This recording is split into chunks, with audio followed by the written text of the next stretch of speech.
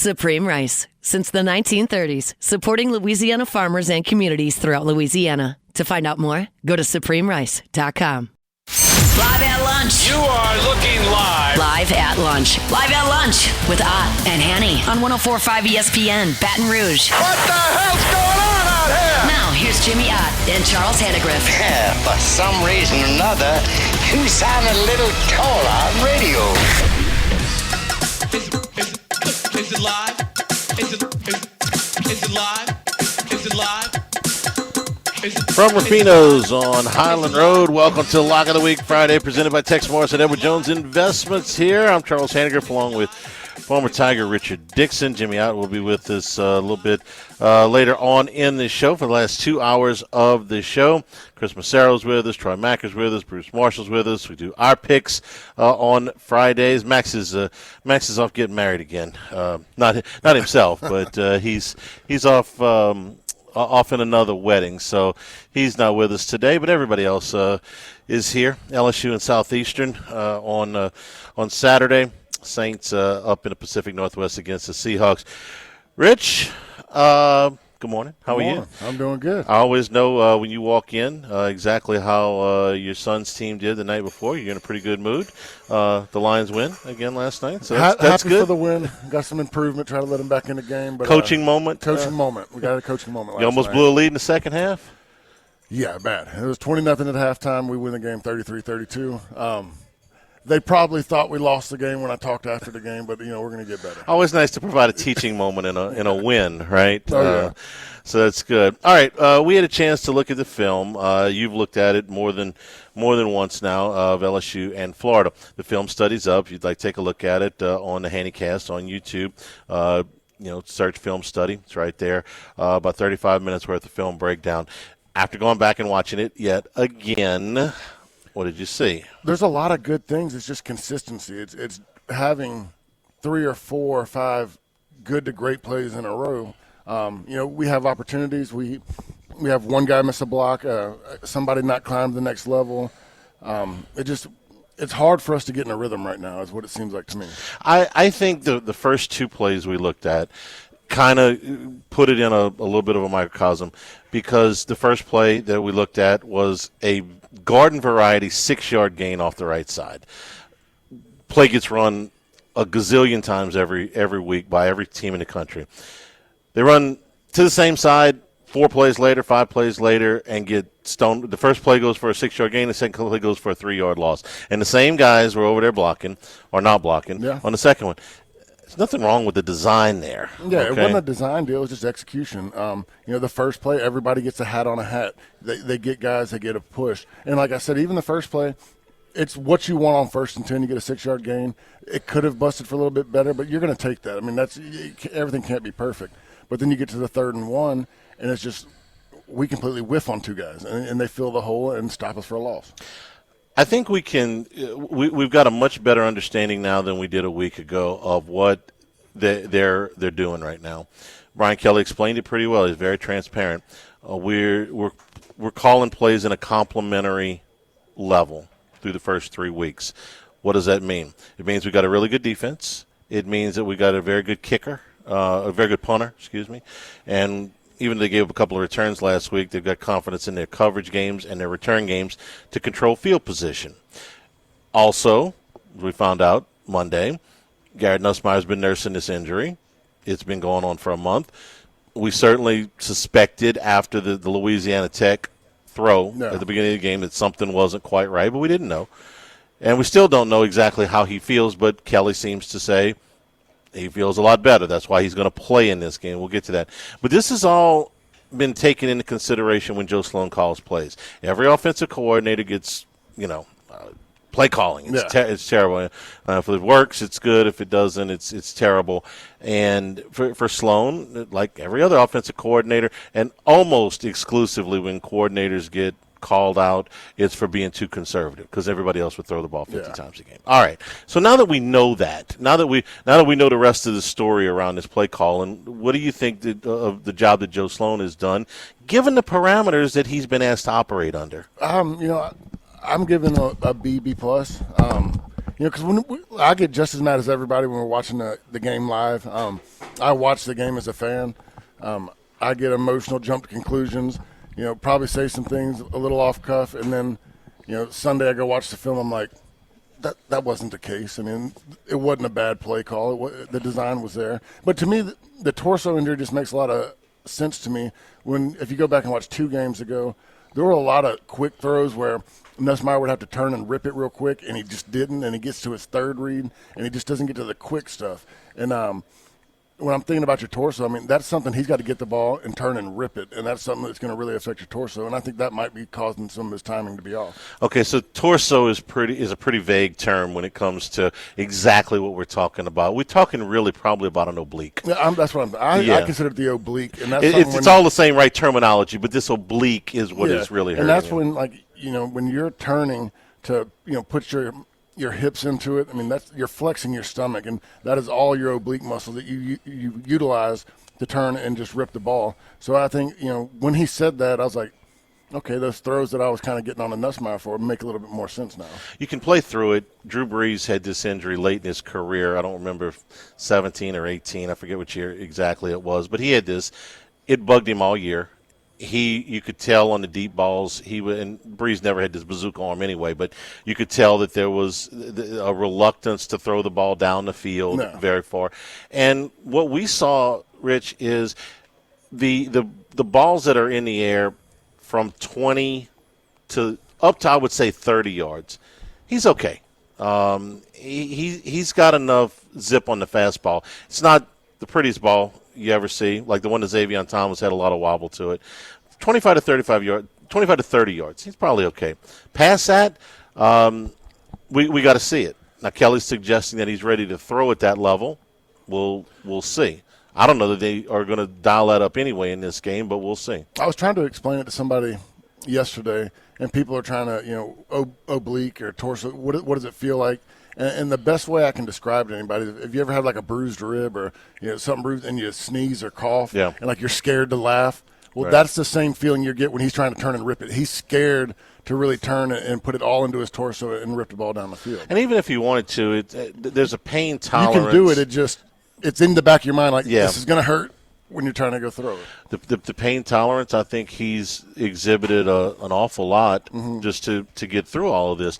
They have won all these games, and 2 of them were against, quality opponents. Are we calling Florida a quality opponent? I think that they're very talented. I don't know how well coached they are. But, I mean, as far as a pure talent level, I mean, they had some guys up there on that defense, that front line. They got good players. They got as good a players you're going to play just about anywhere. I don't know how well coached they are. I would be frustrated and aggravated if I were a Florida fan. I would be frustrated at the fact that my quarterback basically had to sit the entire offseason. No. And there's no makeup for that. And I think you're seeing Lagway struggle, who I think is a talented kid, but is being asked to this is a big ask to have him at the top of his game with just not even close to what the regular offseason would be. But I'd be very, very angry with the way that Billy Napier has gone through this. You're in year 4. Yeah, you got some talent on this team. You got a below 500 record. You got players spitting on other players. You got a coach swinging on other players. I just found that out yesterday. Well, we saw it, but we didn't get the really good look at it until that video came out Tuesday or Wednesday, whatever day it was. Okay, now you're embarrassing the university. Yeah. Okay, and I thought that I said it on the air. I thought that the kid that spit should have been suspended. If he'd have been an LSU player, I'd have said the same thing. Should have been suspended. Wasn't. Okay, and they essentially let the league play the heavy on the Jaluk suspension. They put out a joint statement, the league and the university. Okay, well, now these are things that suggest that you have lost control of your program. It may not – I know he didn't tell Jabbar Jaluk to go over there and get in a fight. I know he didn't tell that kid to go over there. Jabbar Jaluk's been around college football long enough. He knows better. You know better than to do that. I mean, that's chicken crap. I mean, for a coach to put his hands on another player, look, coach's jaw, like I've been in verbal altercations with other coaches. I mean, that's just part of the game. Everybody runs their mouth a little bit. But to actually go and be the guy that you're telling your players and you're running your players and punishing your players when they get a personal foul or put their hands on somebody, and then the coach does it, I mean, it just sets a bad example. I understand that Napier didn't tell these guys to do these things. He didn't tell lag way to throw. But they feel like they can. I mean, there's a respect level. Yeah. Okay. With a coach that you respect, you wouldn't do this. No. Okay. We bring up Nick Saban for everything, but I mean, you think one of his assistants would have gone and got and swung at a kid? I'll tell you. I mean, the strictest coach out there was Les Miles. He suspended guys that wouldn't have been suspended anywhere else. I mean, I remember getting starting players fail their first drug test, which you're not supposed to do that. But anywhere else, those guys aren't suspended. Those guys are playing. There's a joke to be made here that they're not even taking the drug tests other places, but this is a joke from 10 years ago, so I'm going to let it go. Right? I mean, I remember going into big games and finding out guys were suspended for popping their first drug test. I'm like, I know all the guys on the other team are on like their third, and they're not suspended. Right. So there's a respect. You're scared to death to do something wrong because Les Miles is going to sit you. Miles, when you think about it, Miles threw Ryan Perrilloux and Tyrann Mathieu off the team. Yeah. Okay, for rules violations. Neither one of them were facing criminal charges. Okay, I knew Perrilloux had the thing down at the casino, but I mean, this was past that. Jarvis Jones is the guy I'm talking about. He ended up being. We kicked him off the team. Next year, he's starting left tackle for Oklahoma. With Sam Bradford and all those guys. So he failed one drug test and was gone. Right. I mean, so there's a respect level to the point where Miles set the precedent where you were scared to death to do something because you've seen what happens to other players. Obviously, the kid at Florida spits on a guy. They don't suspend him. What does that tell the rest of them? We can get away with stuff. Yeah, the Perrilloux thing. The Perrilloux and Mathieu, you can argue, may have cost him a shot at another national title, maybe two. Yeah. Okay. I don't know what the 2008 team looks like if Perrilloux's there the whole time. You run that team. I mean, if he's the quarterback the whole way, y'all look different. We had a defensive issue that year. Okay. I mean, true, but you had a pick six issue. Yeah, we had a pick six, but we scored 30-something points a game. The picks were bad. Look, I was sitting in the summer workouts getting ready for camp when I hear that Perrilloux's gone, and that was a shock to everybody. Yeah. But there was a pretty heavy precedent. I mean, people say they always talk about that era of how many players were kicked off the team and how bad they were. I'm like, that wasn't any different than anywhere else. Les Miles just didn't put up with it, and he kicked guys off the team where they weren't getting kicked off other places. If Matthew's on the 12 team, who knows? So for Napier, he's got that problem. He's got a discipline problem. He's got an on the field problem. His athletic director now has a new contract, so he is going to be there's no question about who's making the decision about there. He's got Miami on the road this week, and there's an off week after that. I think that if they go down there and get blown out, and I don't know that they will, okay? They may go down there and play really well. This line is climbing a little bit. I saw 9.5 this morning, which suggests that you should probably take Florida, that they're undervalued at this point. But if they go down there and they get beat 35-3 or, 49-17, I don't think they'll give up that many points. But if they do, I could see him getting fired on Sunday. Especially what you've seen so far the last couple games. I mean, the discipline stuff. Like I said, that's Florida's problem. We'll talk about it. LSU doesn't have those kind of problems. They've got how did I put it earlier this, or somebody put it to me earlier this week? It's not too early to be concerned, but it's not too late to fix it. Yeah. That kind of makes sense. We're here at Rufino's, where at 11 o'clock the restaurant will open. Crawfish and spinach dip fried Louisiana crawfish tails, along with the marinara mussels. Also one of your appetizer features today, steamed mussels, white wine, shallots, Dijon garlic, and butter sauce. Entree features the braised lamb shank, New Zealand lamb with the roasted turnips, carrots, and pearl onions and mashed potatoes. The redfish roulade with the lump blue crab stuffing and the grilled asparagus on the side. The dessert feature today, pecan seduction, cream cheese frosting, candied pecans, pecan pie filling, graham cracker crust, whipped cream, and caramel. That's what's on the menu today, as well as all your old favorites here at Rufino's. Live of the Week Friday, presented by Tex Morris at Edward Jones Investments on 104.5 ESPN Baton Rouge.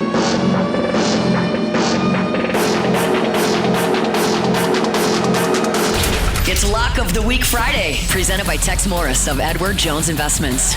Now, back to Live at Lunch from Rufino's on Highland Road on 104.5 ESPN Baton Rouge.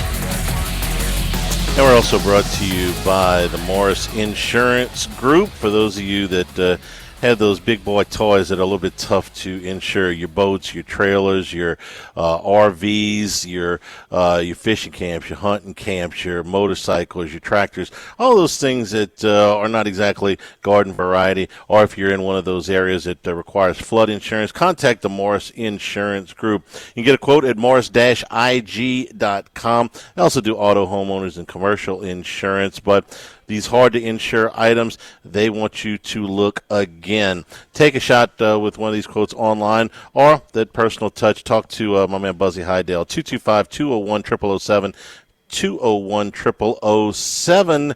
And as we head towards you hunt, you fish, right? Teal season next week. Okay, flood insurance, insurance on all of your, like I said, your big boy toys. Check it out, the Morris Insurance Group, morris-ig.com.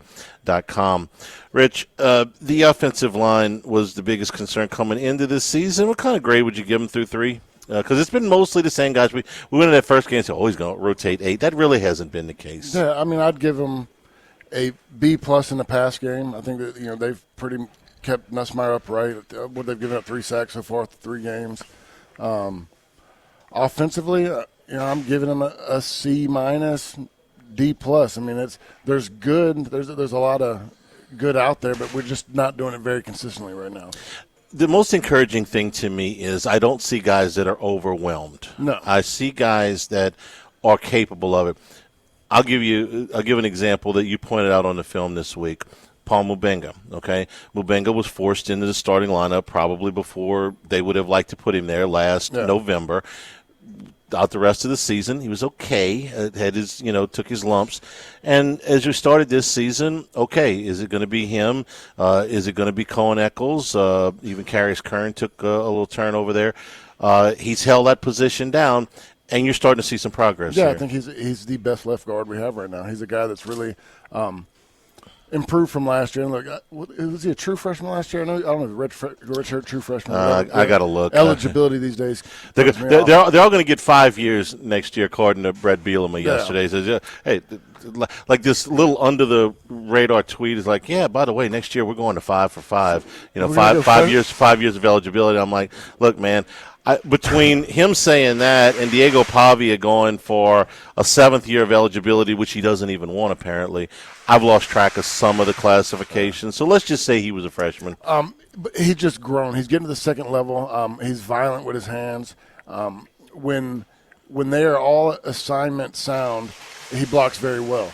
I think right now, the center, he's done pretty good.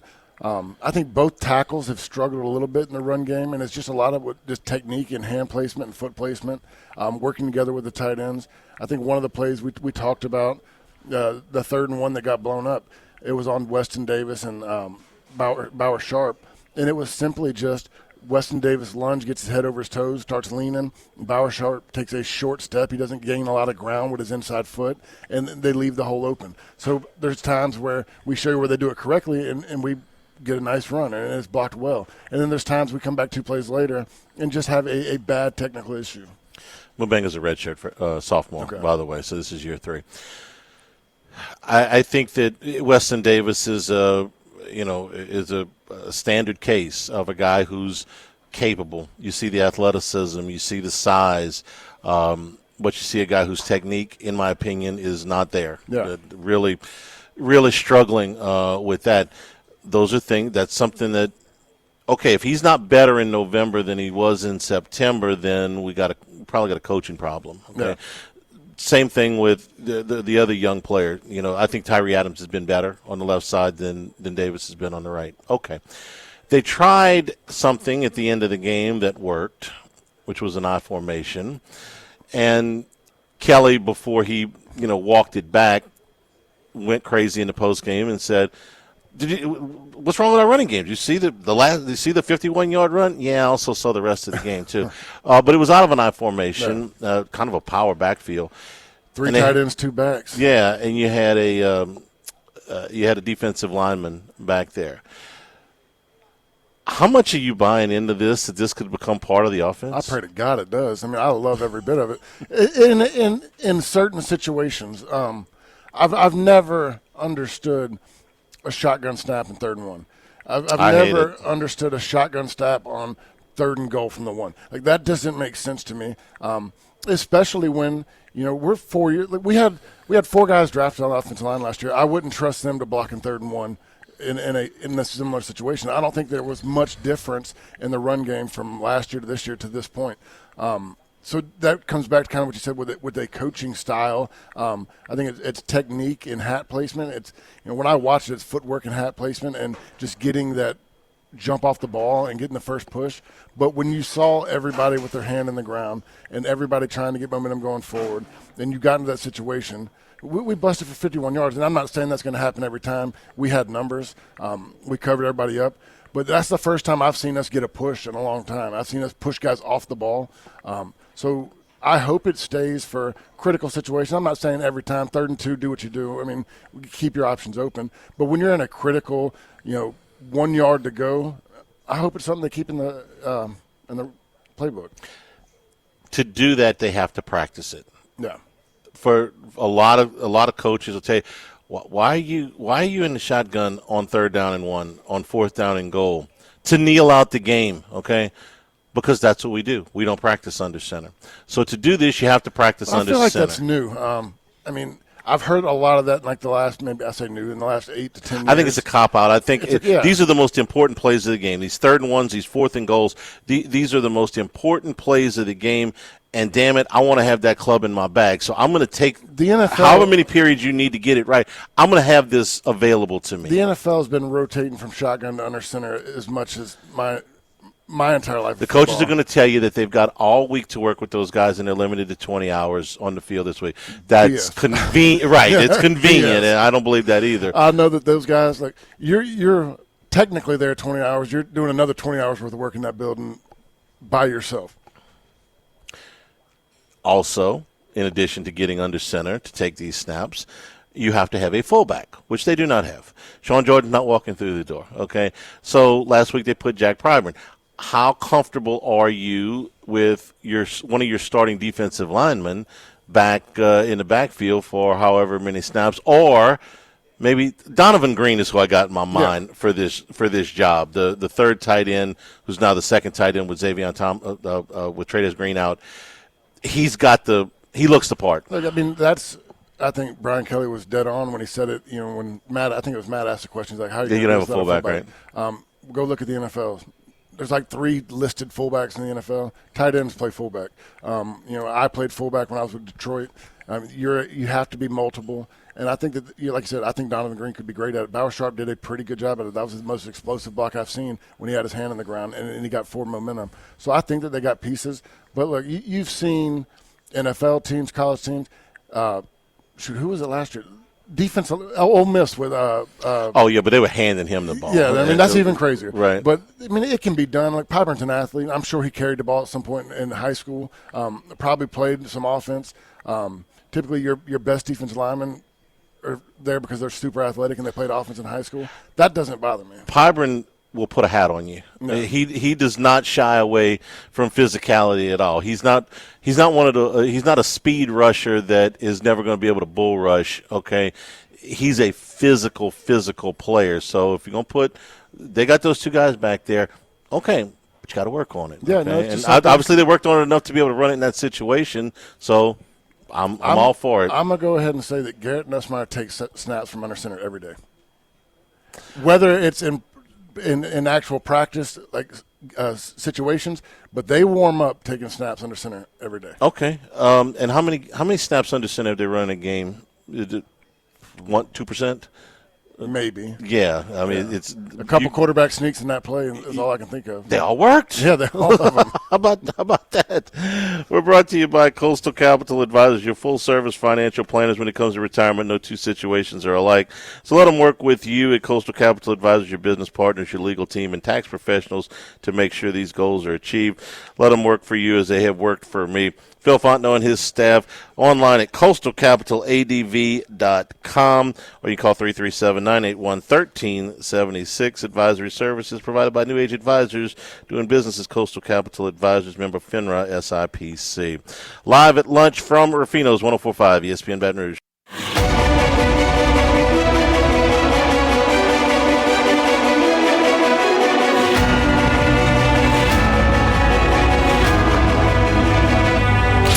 It's Lock of the Week Friday, presented by Tex Morris of Edward Jones Investments. Now, back to Live at Lunch from Rufino's on Highland Road on 104.5 ESPN, Baton Rouge.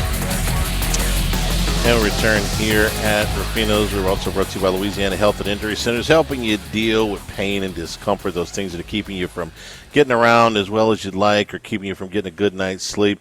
Let Dr. Michael Goff and his staff help you out like they've helped our family out. You got back pain, you got neck pain, you got muscle soreness, you've got an old sports injury or an old automobile injury, kind of flaring up on you. Rich, you have any injuries when you were playing? Quite a few. Yeah, there's like a whole notebook full of them. Let them get you straightened out. They use a lot of different techniques to pinpoint those target areas and get you to feeling better. Airline Highway, Plank Road, Jefferson Highway, near Drusilla, Dr. Michael Goff, Louisiana Health and Injury Centers. Nobody, let me not say nobody. When you say nobody, you get yourself in trouble. Very few people like games like this, okay? I think you could say nobody. Okay.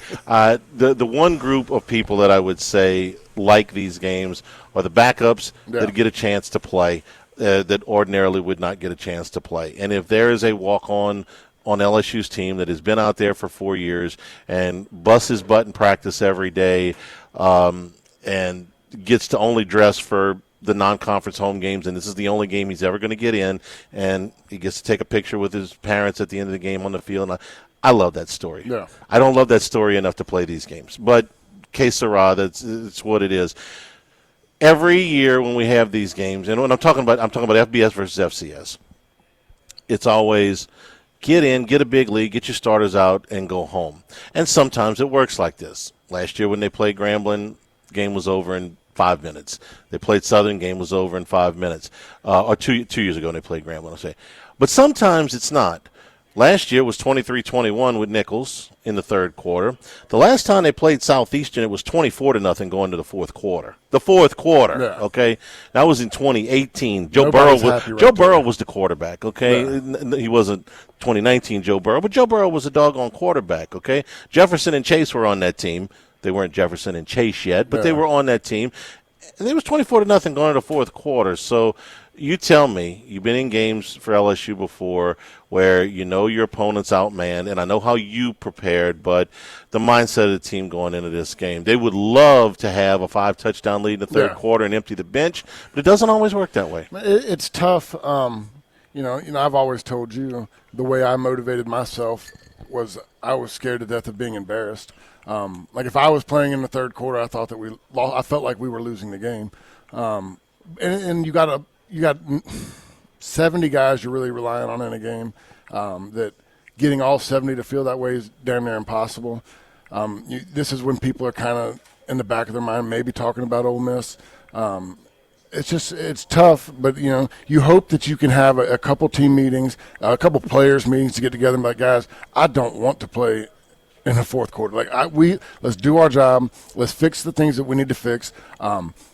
This is a type of situation I'd like to run a correction game. Let's run all the plays that we've screwed up. A correction game. I like that. I like the moniker. Yeah. So let's go through all the plays that have given us problems, all the blocks that we've struggled with, all the situations that we did not handle well in the previous 3 games, and let's go out there and prove ourselves that we can dominate it in this game. And let's run those plays. Let's make it a priority to get better at the things that we failed at. And that way that you feel good about yourself, and then you can get out and move forward. I love the terminology. I wouldn't say that in public for the coach. I mean, but absolutely. Well, that's how the mindset I took it of is, this is something I'm not doing well. Work on the things, and we've said as much. All of the Les Miles teams throw the ball in these games, more than you do any other games. But I like the moniker correction game. These games are going to remain on the schedule. These games against Louisiana schools up at the top of the schedule. What's going away starting next year is the November rent-a-win, which, if it's possible, we hate worse than this, okay? At least at this point in the season, there's a lot that's still new. There's a lot that's still fresh. By the time we get to the second to last week in November, I'm not interested in watching them play Western Kentucky. Playing these type of games early on, and when you have the mindset of a correction game, I'm all for it. It's still early. There's things we need to get fixed. It's early in the season. We're not who we're going to be at the end of the season.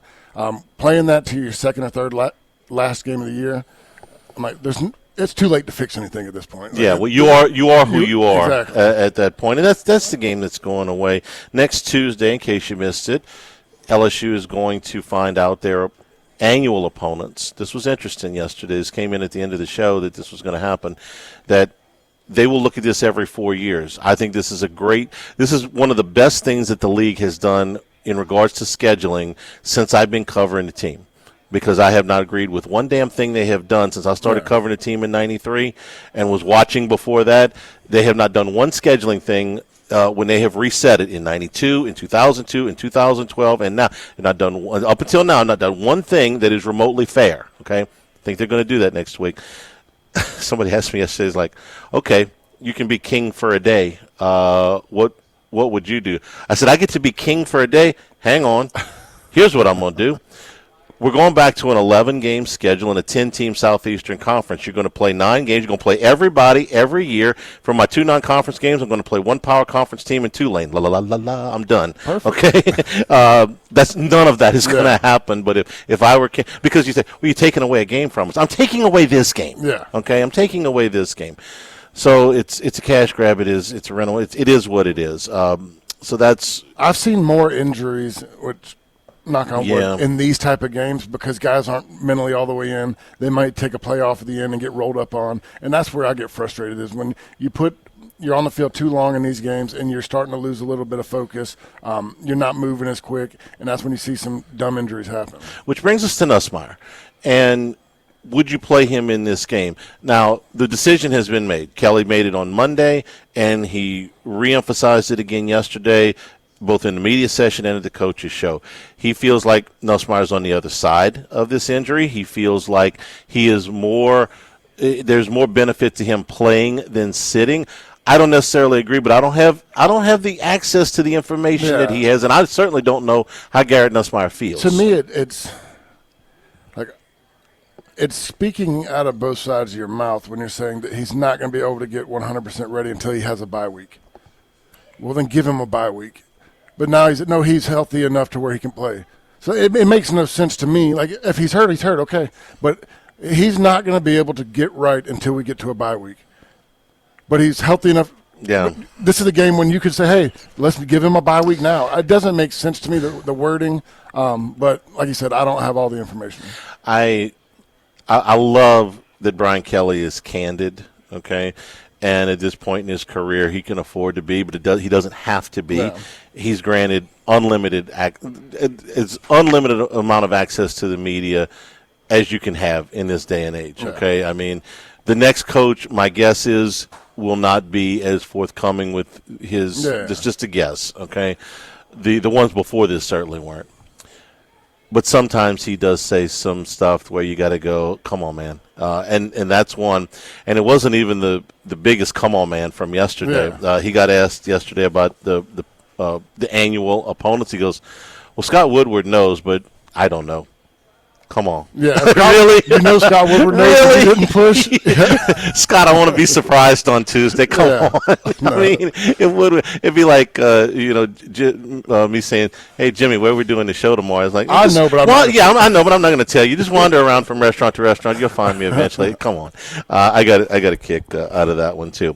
We didn't talk much about the defense because I'm not sure that they can play much better than they are playing. We've gone through 2 complete films in the last 2 weeks, Rich, and we've seen them bust 2 coverages, and that's it. Yeah, I mean, man, it's fun to watch. Like I played offense at LSU, but I was a defensive guy my whole life. I love the defensive side of the football, and to me, watching a great defense is just as good as watching a great quarterback. And I have so much fun watching these guys play.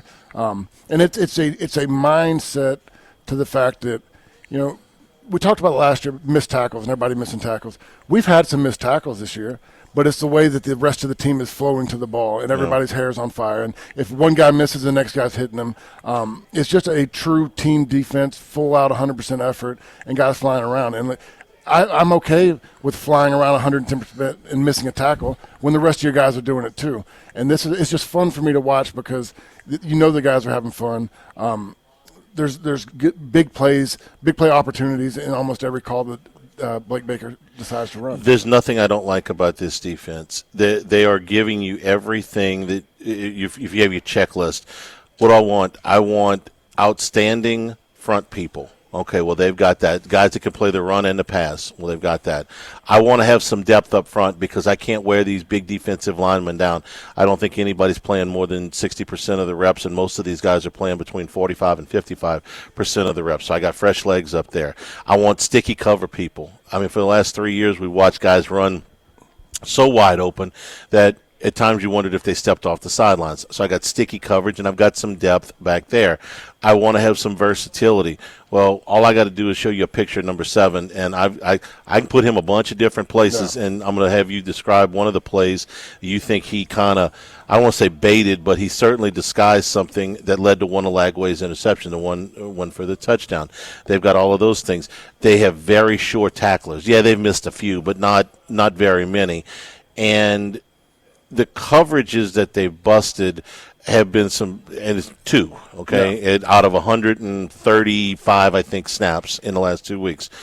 They busted 2, and I don't think they busted any against Clemson. Okay, so really 2 busted coverages in 3 games. I can live with that. 1 busted coverage was from your 5th string right, okay. And last week they had a miscommunication between the starters. Between Perkins and Cooley. Yeah. So 1 busted coverage from your starters in 3 games. I can live with that. Yeah. Okay, that's just that's fair. Tell me about this play that we ran on the film study where Perkins starts on one side, ends up on the other side, and he's got Lagway distracted enough that he never sees Spears coming. Yeah, I mean, it's, Perkins is garnering so much attention, and they can't decide whether he's rushing, is he in coverage, is he spying? I mean, he has so much attention to wherever he lines up. They're sliding protections away, throwing hot off of him. And on Spears, they're dropping into his zone coverage where Perkins lines up over the right side of the ball. You can see them make the call. They're going to run hot off of it. He's got an outside receiver running a slant. He thinks that Perkins is going to be coming quick, that they're going to be in man coverage, and they're throwing a quick slant. Well, right at the snap of the ball, Perkins drops back into coverage, and he drops back into the middle zone where Lagway's already made his mind up. He's throwing the quick slant, and then Spears, he just never even sees him. Spears slides straight through, catches the ball, and runs for a touchdown. Coach, on the other side for a minute, if Perkins is on the other side for you, what are you doing to identify him? How much attention are you giving to him pre-snap? I'm going to know where he is, but if I'm throwing hot, I'm throwing opposite direction.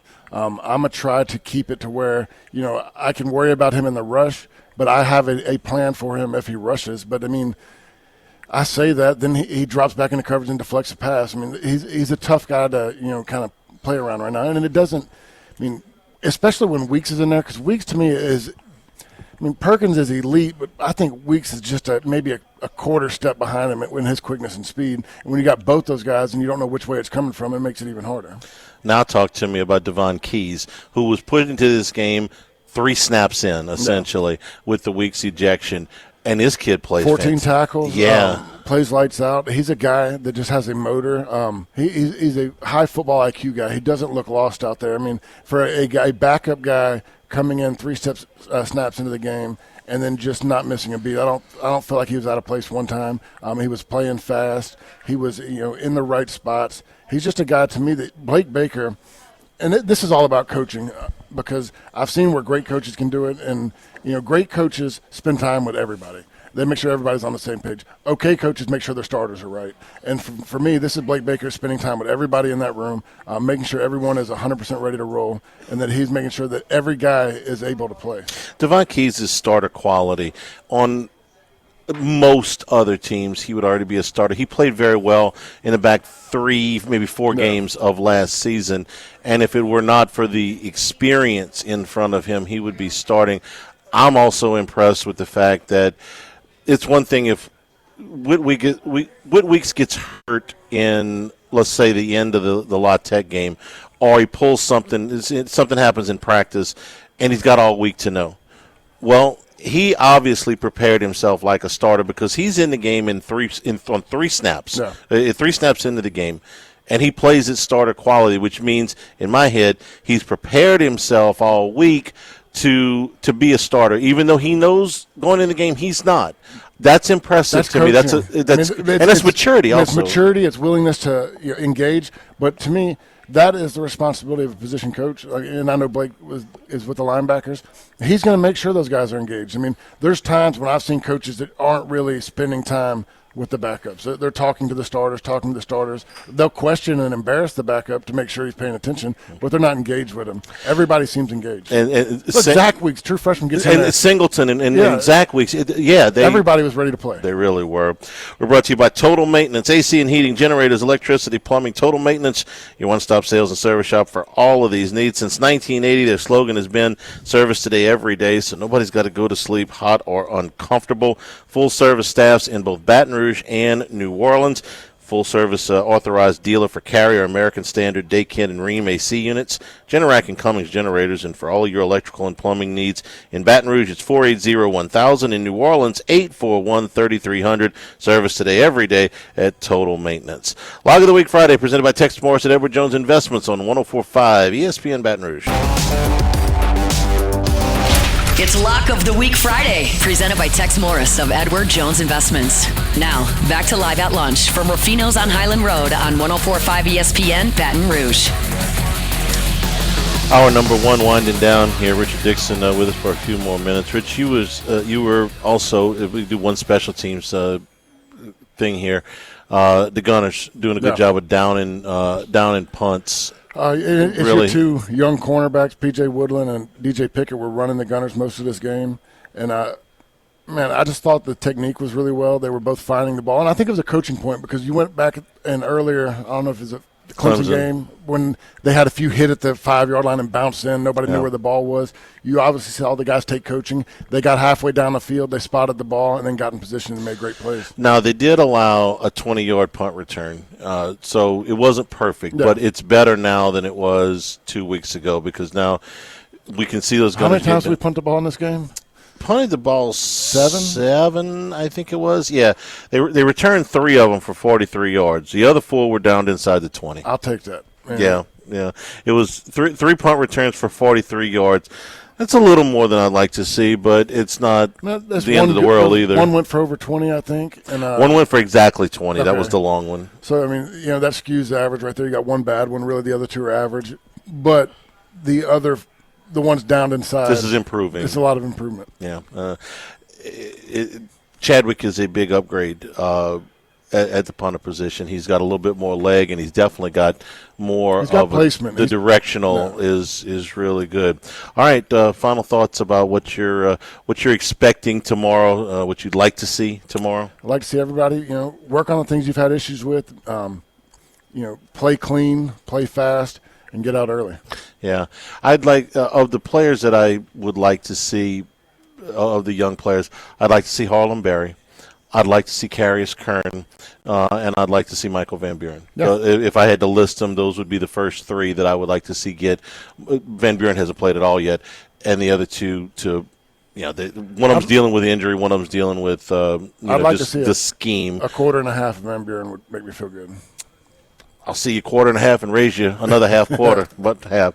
Thanks, Rich. We'll catch up with you on pre- and post-game tomorrow. Hour number 2 straight ahead. Log of the Week Friday presented by Tex Morris at Edward Jones Investments from Rufino's on 104.5 Live ESPN at Baton Rouge. lunch.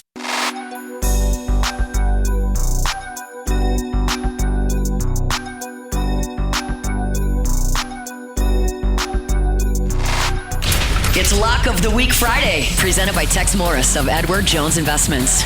Now, back to Live at Lunch from Rufino's on Highland Road on 104.5 ESPN Baton Rouge.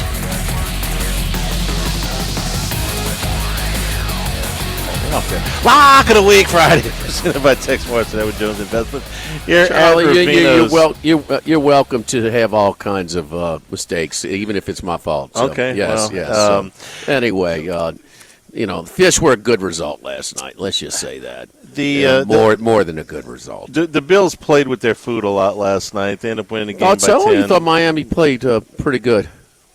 Bills went right down the field the first 2 drives, touchdowns. They did. They missed a short field goal. The Buffalo defense, I guess. They're not good. And I was about to say, they have their limitations. They're going to have to play complementary football for what is one of the league's best offenses. Buffalo's fine. This is not one of the games that, they blew the doors off.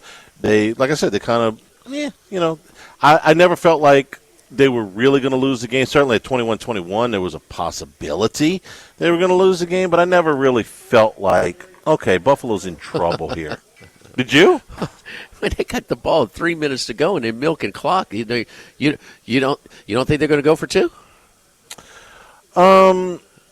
They might have. Yeah, sure. I would have. Sure. If they would have, yeah. So when the Saints are driving against Arizona, did I think they were going to be able to milk the clock all the way down, score, go for 2, and leave Buffalo with no time? There was a chance. There was a chance. I mean, if you didn't think there was a chance, of course I thought there was a chance. I even almost in-gamed it. But I felt like Buffalo was going to win the game. I felt like there would be a play made on the other side.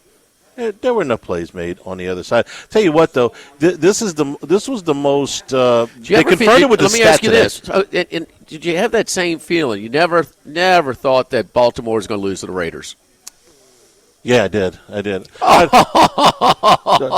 You're so result-driven. That doesn't make any sense. It's the same type of big favorite, but underdog. Really don't expect. Well, I was wrong. I mean, I'm wrong. From time to time, but no, did I ever think? So you up until the last few minutes of that game, feared the Raiders winning that game at about the same time when I'm talking about. When we're talking about the 3-5 minute mark. Yeah, you didn't. Yeah. I thought there was a chance, but I still thouth Baltimore would win the game. Same way I thought. That okay. You're saying you did feel the same. Yeah. Okay. Yeah. My bad. Okay. Yeah. You just. I feel like the home team, the heavy favorite home team, is going to make a play. Here's why Survivor is so great. Everybody's got a, oh man, how did they lose that game? Right. That's how you get knocked out. Yes, it's hard.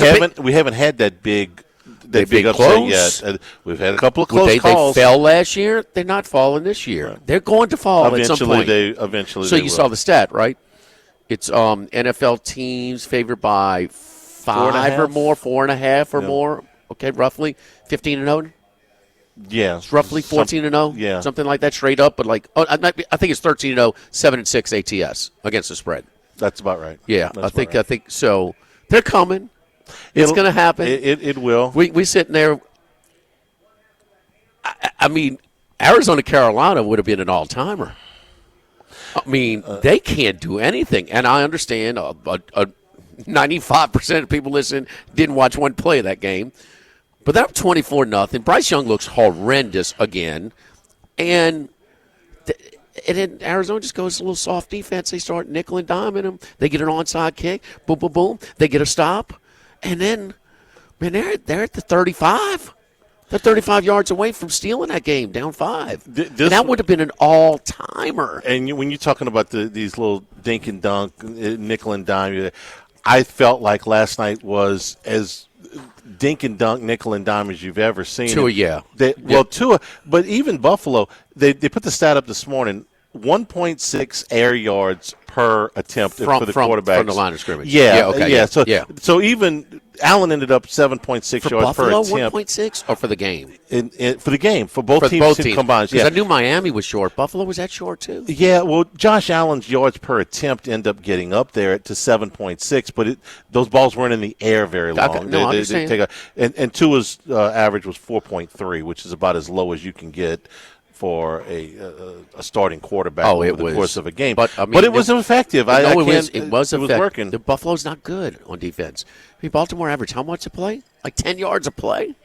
Derrick Henry ran for 200 200 yards punt, almost in the first half. Let the defense decide it at the end of the game? We've been through that. I wouldn't have done that. I'd have put the ball in Lamar's hands and let him do something.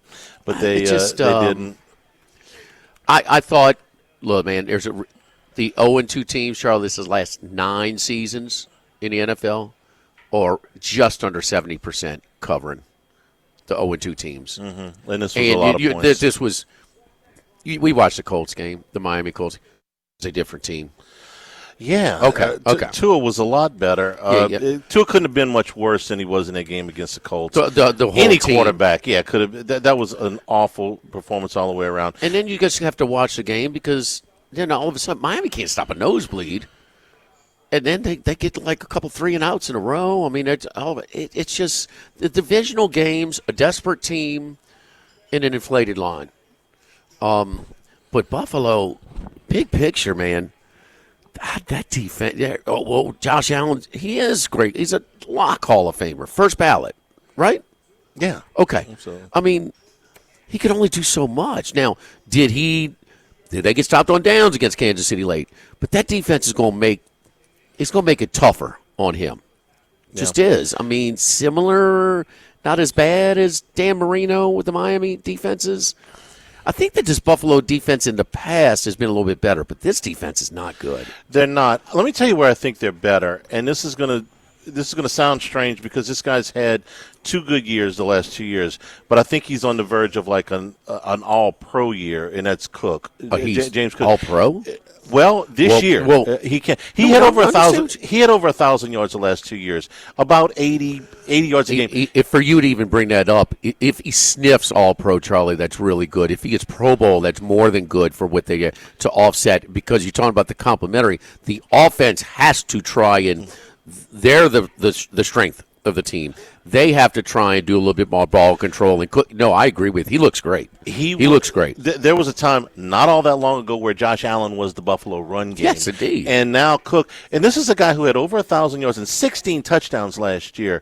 16 touchdowns. But he is average. We're 3 games into this thing.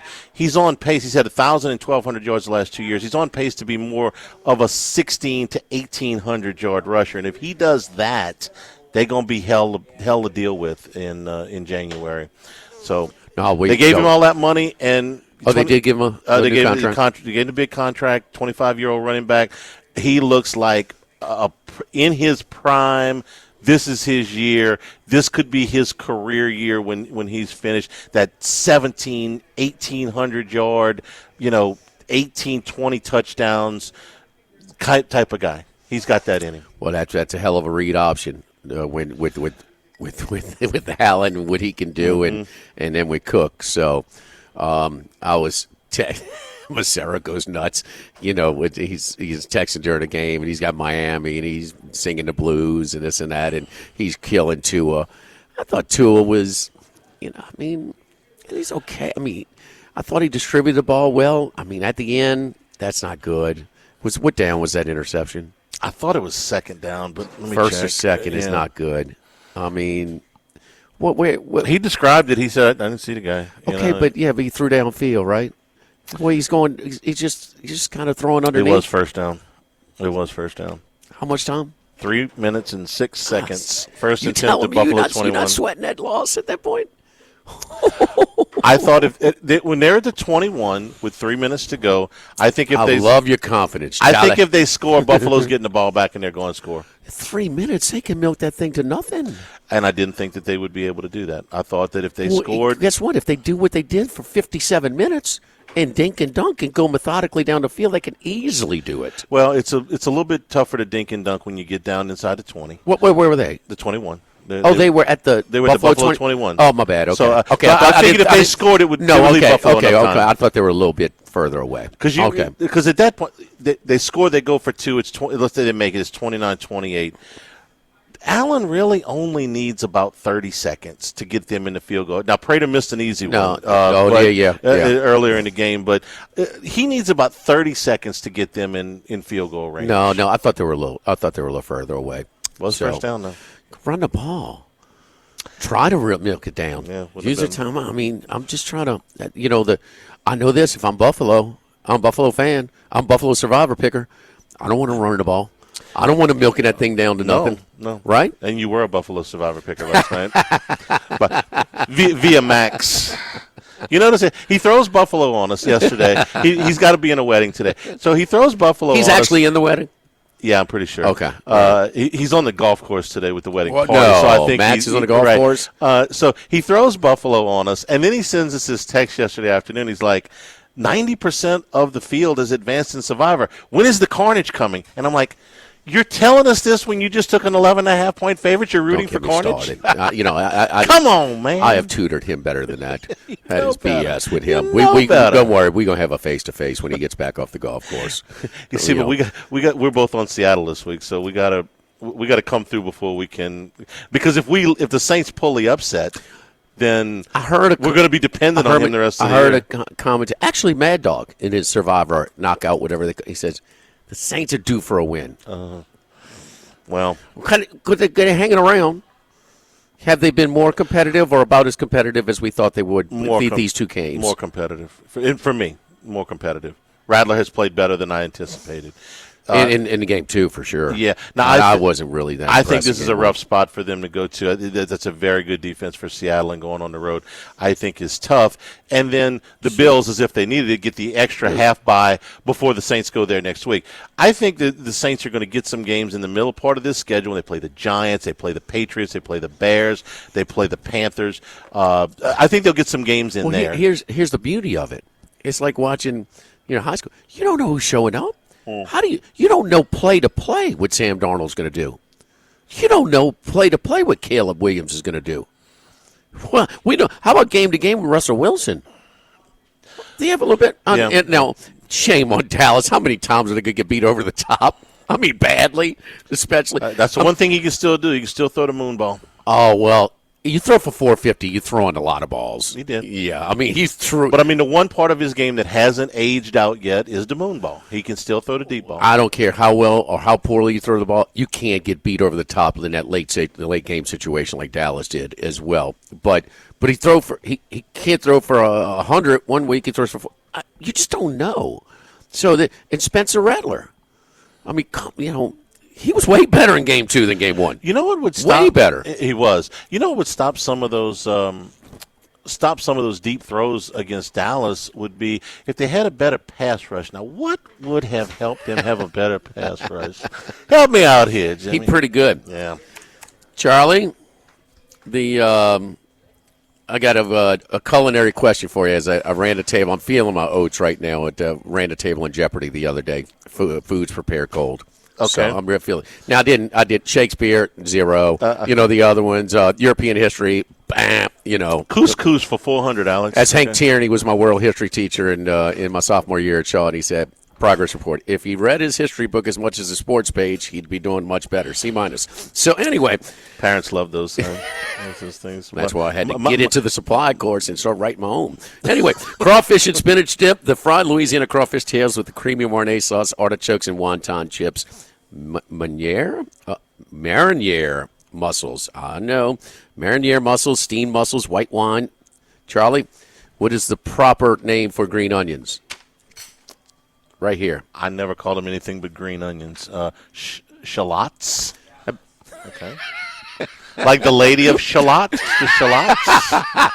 Read my English.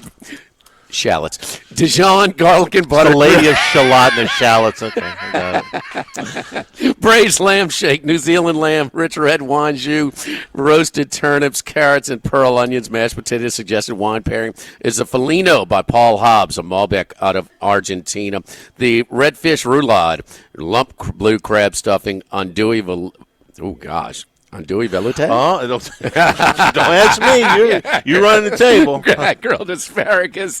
Suggested wine pairing is a Peugeot Chardonnay for Napa. Everybody had a winning week last week on the show on Friday, but we're going to have to revisit that next Friday when he's here. He can't get off that easy. Huh? Max. He can hit a golf ball, though. Yes. Ain't no doubt about that. He's out of ringer. He's a good partner. Lock of the Week Friday presented by Tex Morris at Edward Jones Investments from Rufino's on 104.5 ESPN Baton Rouge. Live at lunch.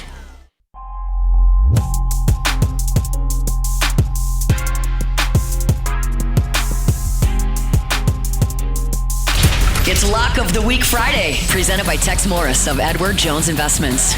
Now, back to Live at Lunch from Rufino's on Highland Road on 104.5 ESPN Baton Rouge. All right, let's go. We're in Las Vegas this week. Yes, indeed. Chris Massaro live at Las Vegas. Got some calls from the win last night. A few disturbances when the Dolphins were struggling a little bit. Chris, how you doing? Oh, man, Tua gave me a heart attack last night. I mean, that would have been a tough one to lose. I had great numbers on the game, plus 13. I had plus 14, minus 120. I could see it coming. It almost happened. The pick six was inevitable, but luckily they had Jalen Waddle chasing down the interceptor there. So we snuck it out. We snuck it out. Do you think he kind of voluntarily kind of went to the sideline a little bit? Charlie, you too? Go ahead, Chris. Chris? I mean, he kind of did, but, I mean, Jalen Waddle gave a good effort. I mean, listen, you guys were talking about it before the break. You should be trying to get it down to the least amount of possible time. how you possibly throw the ball on first down. You can blame Tua, you can blame McDaniel. It's just a combination of just stupidity. You need to run the ball. You were getting 5 yards of carry. You need to waste the clock. You cannot throw the ball there on first down. And McDaniel said after the game, he says, we're trying to protect the ball there, and it was as close as he could come off. Well, it was as close as he could come to telling you, I trusted my quarterback there, and I shouldn't have. That's the way I read it. Okay, well, but you're the head coach. This is his deal. You saw how he's he the play played caller. Right. This is his deal. And I mean, that's inexcusable to call anything but to run the ball at that point. I mean, that's fireable. That's a fireable offense. So, but anyway. Don't you think with all these out passes and all the running that they were doing, they should have been able to take a shot right down the middle of the field? I mean, every pass is to the sidelines. I mean, nothing over the middle. It's just a crazy, just watching that game and some of the decisions that Tua made. Yes, he made some nice throws. He had that great drive when they went to tie the game. But some of these other throws are just way over the head or short. Tyreek Hill was open a bunch of different times. Granted, he did have a drop on that one deep ball, but I just feel like some of these decisions he made and some of the coaching calls and play calls are just very, very questionable. You think he had confidence to do that at that point because of the slant he threw to Waddle for the touchdown? That was one of his better throws of the night. No, I agree with you. That drive was awesome. That was the best Tua's looked in a long time. I tweeted that out. But then he reverts right back to just overthrowing, underthrowing, and not seeing that. I don't know how you don't see that. Defender there. That's just crazy. Did you guys see the one where he was forced? He was the pressure kind of forced him to his right, and he had to throw against his body. Oh, dude, that's not. I mean, like we saw Cam Ward on Sunday forced to throw across it, against his body across the field and throw his arm strength is not. How about Tyreek Hill when he's down there? It's like he's just waiting. It's like, I don't know, when you're playing in the yard and like 4 kids are down there and the adults just throw the ball up for grabs. Like, he's got to be earlier with his decisions because his arm strength is below average. And he's never had a bazooka arm. Never. Don't mean how many times Roscoe used to go nuts. 6-yard slant, boom, Devontae Smith takes it for 80. Yeah. Ruggs or Waddle and those guys. Yeah. 3 professional receivers on that campus. Chris, Any bad beats in college last week, or fortunate stuff, or misleading scores? Just general thoughts before we get to your 5-pack. No, I actually had a pretty decent week in college. I was talking to Max earlier today. I finally got a 5-2 in the Westgate. First couple of weeks have been a little bit more of the bad beat scenarios. A couple of games where I lost by 0.5 point, or had some really good closing line value. We all know where that goes, right out the window. But hopefully we can put a good run together this week. I would say the only bad beat I had on the show that I gave out to you guys last week was that under in the Alabama game. I don't know if this is a new rule or not, but the Wisconsin threw like a 70-yard bomb. I mean, they couldn't get a first down all day, but they throw a 70-yard bomb. The receiver runs out of bounds. The official throws his hat down for a guy out of bounds. He's the first person to touch it, and he gets a touchdown. I don't know if that's a new rule. Maybe you can reestablish your position on the field. But they didn't throw a flag, and that was the over. And, the game pretty much ended right after that. So I would classify that as a semi-bad beat. All right, let's get to your 5-pack. What are we looking at this week? All right, love this East Carolina game. I saw this thing opened at 8. I grabbed 8. It's 6.5 now. I still recommend it. I think East Carolina has a legit chance to win this game, plus 200 on the money line, even maybe a first half, plus 3.5. You got BYU. Do we know what they are? I'm not sure. They beat Portland State 69-0. They beat Stanford 27-3. Yes, Stanford beat BC last week, but BC quit. BC was up 17-6, going in for a touchdown before the half. Quarterback fumbles, wheels fell off. They kind of quit second half, so I'm not giving much credence to that Stanford second half.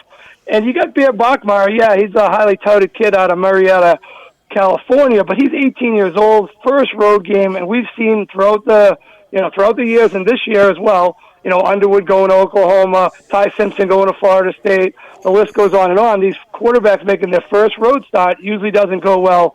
I like the way ECU's played, could be 3-0. They got stopped on 4th and 1, deep in NC State territory week 1. They rolled Campbell 56-3. They shut out Coastal Carolina on the road 38-0. Caton Hauser, their quarterback, senior-rated kid, 83 for 116, 973, 71% completion percentage, 5 touchdowns, 1 interception. Had a great game against NC State in the loss. So I really think ECU is live here. I like them to definitely cover, and I think they have a chance to win. All right, plus 195 is the money line at the Queen, our DraftKings outlet, where we'll be hosting football this Sunday, plus 6.5 minus 108. All right, your second pick. Let me go. We're going under here. Georgia Tech and Temple. These two teams run at a snail's pace. Georgia Tech is 135th in the country in seconds per play, 35.5. Temple, 120th in seconds per play, 29.8. You know, Georgia Tech has to keep it away from you because they don't have a great defense. So what they do is they limit their opponents' plays per game. Third in the country, only 48 plays per game for their opponents. You know, Temple doesn't have a good rush defense, so I think this is a game of keep away. Maybe it starts a little slow too because of the big win over Clemson last week.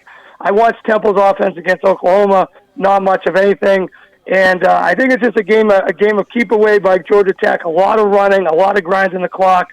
Under 53, I'm on that total.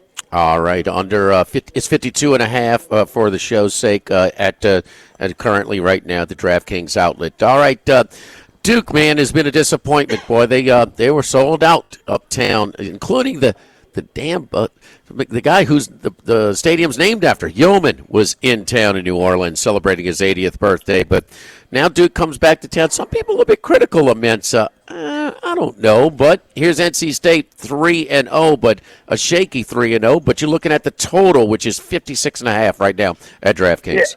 Yeah, I even played a bad number early in the week just to be full transparency. I played over 58. I played over 57, 56.5. We're going over again. Mensah is not the problem. The problem is the pass defense. Duke's pretty good against the run, only 3.7 yards per rush play, but this is where it gets really hairy. 10.1 yards per attempt and 14.5 yards per completion for the Duke secondary. Very horrible numbers. And then you got C.J. Bailey from NC State. He's been putting up some good numbers. Total yards, 406 versus Wake, 416 versus UVA, 423 versus East Carolina. But look, on the flip side, NC State's defense isn't stopping anyone either. They gave up 514 yards to Virginia and 413 to ECU. I think Duke's going to have a field day here. I kind of want to play Duke, but I feel more confident in the total. Like you said, NC State fat and happy, 3-0. Don't play much defense. I watched that Virginia game. That could have been a lot more points than it was. Oh. I just feel like Duke's going to be able to name the score here. Guys should be wide open, and as I mentioned, Duke isn't covering any guys either. So I think we have a shootout here. I think it's going to be a high-scoring game over the 56.5. NC State, the 3 wins, are down 14 to Wake Forest, who was not good. East Carolina, I mean, they had to hold on as East Carolina stormed back. I think that was a Thursday night game in the opening weekend, the Labor Day weekend. And then also, I mean, first down interception. That was an absolute track meet in Raleigh against Virginia at home, but a first down interception in the red zone that saved it with less than a minute to go against Virginia. All right, your fourth pick, Chris? I'm going to go with Miami of Ohio here, going up against Vegas. Vegas off a bye week. When you have a 3-0 record, you don't want a bye week. When you have an 0-2 record like Miami of Ohio, you do want a bye week. Who has UNLV beat? Idaho State, barely. We watched that game together, a terrible outing from the Vegas guys. They beat Sam Houston State, and they beat UCLA, and UCLA is garbage. So who have they really played? 3-0. Now they're going to Miami of Ohio, sleepy game, 9 a.m. body clock game, a noon start on the East Coast. I just don't see UNLV really, getting off the bus here. I just feel like the pretty good defense out of Miami of Ohio, even though Rutgers scored 45 against them. But they move the ball pretty well. I think they're going to be able to move the ball against UNLV. I think Finn's going to finally get his act together. I hope the bye week helps him. I mean, this guy was a great quarterback for Toledo. He's back in the MAC. And I think UNLV, a team that's given up 75 points against subpar competition, is a recipe perfect for Miami of Ohio. I like the body clock situation. I like the fact that UNLV is off a bye that they don't need, and they're going to travel all the way east. Give me Miami of Ohio plus 2.5. All right, DeQuan Finn, coming back, but man, it was a puzzling move by some people that cover the MAC that he could have probably picked a stronger program and supporting cast to go with, but man, he was ugly in that opener. Was it Wisconsin on that Thursday night game, Chris? Yes, that was awful. They had a chance to cover. I had a live bet on that plus 10.5, and they had a chance to cover, and he got picked off in the end zone with maybe like a minute left in the game. It was on first or second down from the 6-yard line. All right, your fifth and final pick for this week. The final pick is coming down between two teams. It was either going to be Kansas or Virginia. Both spot plays. West Virginia traveling to Kansas off that ridiculous win against Pittsburgh when they had a 4% chance to win. But I'm going to go with Virginia. Stanford beat Boston College. First win for the Frank Reich, Andrew Luck era. Like I mentioned, it wasn't really anything Stanford did. BC was just a complete disaster. Turnovers, horrible tackling. They pretty much quit in the second half. And you're going to go travel across the country to play a Virginia team that's not afraid to run up the score. 454 yards against Coastal, 514 versus NC State, 700 yards versus William & Mary. I think Virginia names the score here. I don't think Stanford's going to be put up much of a competition. And it's just one of those spots where even though it's a big favorite, you can lay the lumber with Virginia, and I also think you can lay the lumber with Kansas if you want as well. Yeah, Morris is doing a good job of running the offense. You made that poor decision, kind of throwing a 50-50 ball when it's not necessary. They had enough time to take his time, just going to throw it away on first down. But that'll be interesting. Yeah, didn't Stanford? They fell behind. Didn't they have like a pick six right before half that kind of got them the lead at half? That was a Friday night game, right? No, what happened was it was about 3 minutes to go in the half. It was 17-6 BC, first and 10 at the 25. Shotgun snap, quarterback fumbled. Stanford ended up going down to score. BC did get a field goal before the half, so it was 20-13. But then BC, I don't know what happened at halftime, but they didn't try in the second half. The quarterback was terrible. No one was trying to tackle. It was pretty much fullback dive up the middle for 17 yards every play. And BC got shut out in the second half by Stanford. It's probably one of the more embarrassing losses I've had to suffer as a BC fan in my career. I want to ask you on the way out, Illinois, Indiana. This line is creeping up. To me, this is kind of a pick-em game. Both teams are really – they just mirror each other. The programs, the quarterback, the statistics, it's just ridiculous how close everything is. Be careful with putting too much emphasis on statistics when the lopsided rent wins are going left and right. But 6.5?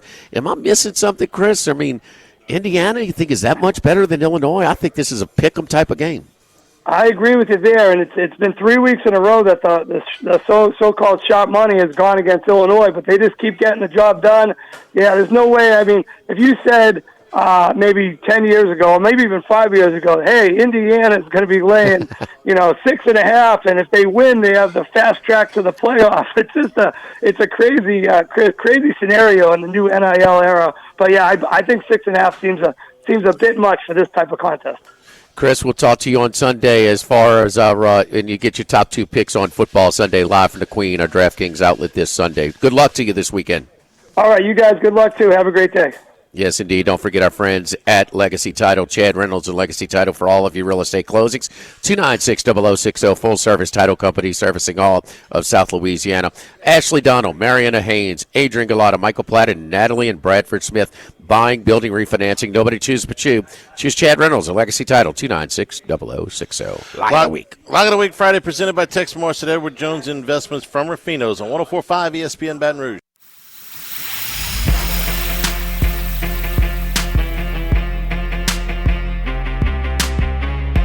It's Lock of the Week Friday, presented by Tex Morris of Edward Jones Investments.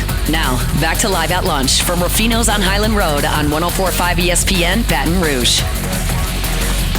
Jimmy, how do you feel about local knowledge? Sometimes we'll do radio hits in other places that calls it, but about the local team, they ask you about LSU, sometimes they ask you about the Saints, right? Local knowledge. Right. Okay. So Wednesday we had Wes Reynolds on. He lives in Las Vegas, right? But he's an Indiana guy. But he lives in Las Vegas, right? Absolutely. Okay. And he said, go against UNLV. Thursday, we had Matt Humans on. Lives in Las Vegas, right? Yes. Said, go against UNLV. Yes. Today, we had Chris Massaro on. He doesn't live in Las Vegas, but he spends a fair amount of time there, right? He said, go against UNLV. Accurate. Okay. That's more than accurate. We got a lot of local knowledge here to say, go against the Rebs. So how much is collusion, though? Those three? They. You know him better than me, but I don't. Matt and West. Matt's the key. Matt's the he's the ringleader. He's the contrarian. But he's the ringleader. So he is. He's in contact with all of them. These are handicappers. You can't get them to agree. Today is Friday. Wes and Matt will overlap their picks from time to time. Okay. Chris and Matt sometimes, but they are. DeQuan Finn is better than what he showed. And who's DeQuan Finn? Well, he's Toledo, and he was one of those guys in a smaller conference, was so good. I think he was the MAC Player of the Year, Offensive Player of the Year. He went to Baylor, and he started there, but then the kid that's quarterback now beat him out, Sawyer Robertson. And so he goes back to the MAC, and some people that cover the MAC was like, whoa, you could have – they know you're good. You could have gone back to Toledo. Or Buffalo, Buffalo has a guy too, but he could have picked a better supporting cast. There should have been a better landing spot as far as supporting cast. We talk about it all the time. It's a big deal. You pay a quarterback. Then Miami, Ohio, because it's kind of him. With that being said, and don't want to overreact to the first week, but damn, of ugly offensive football. But he was ugly. It was bad against Wisconsin in that first game.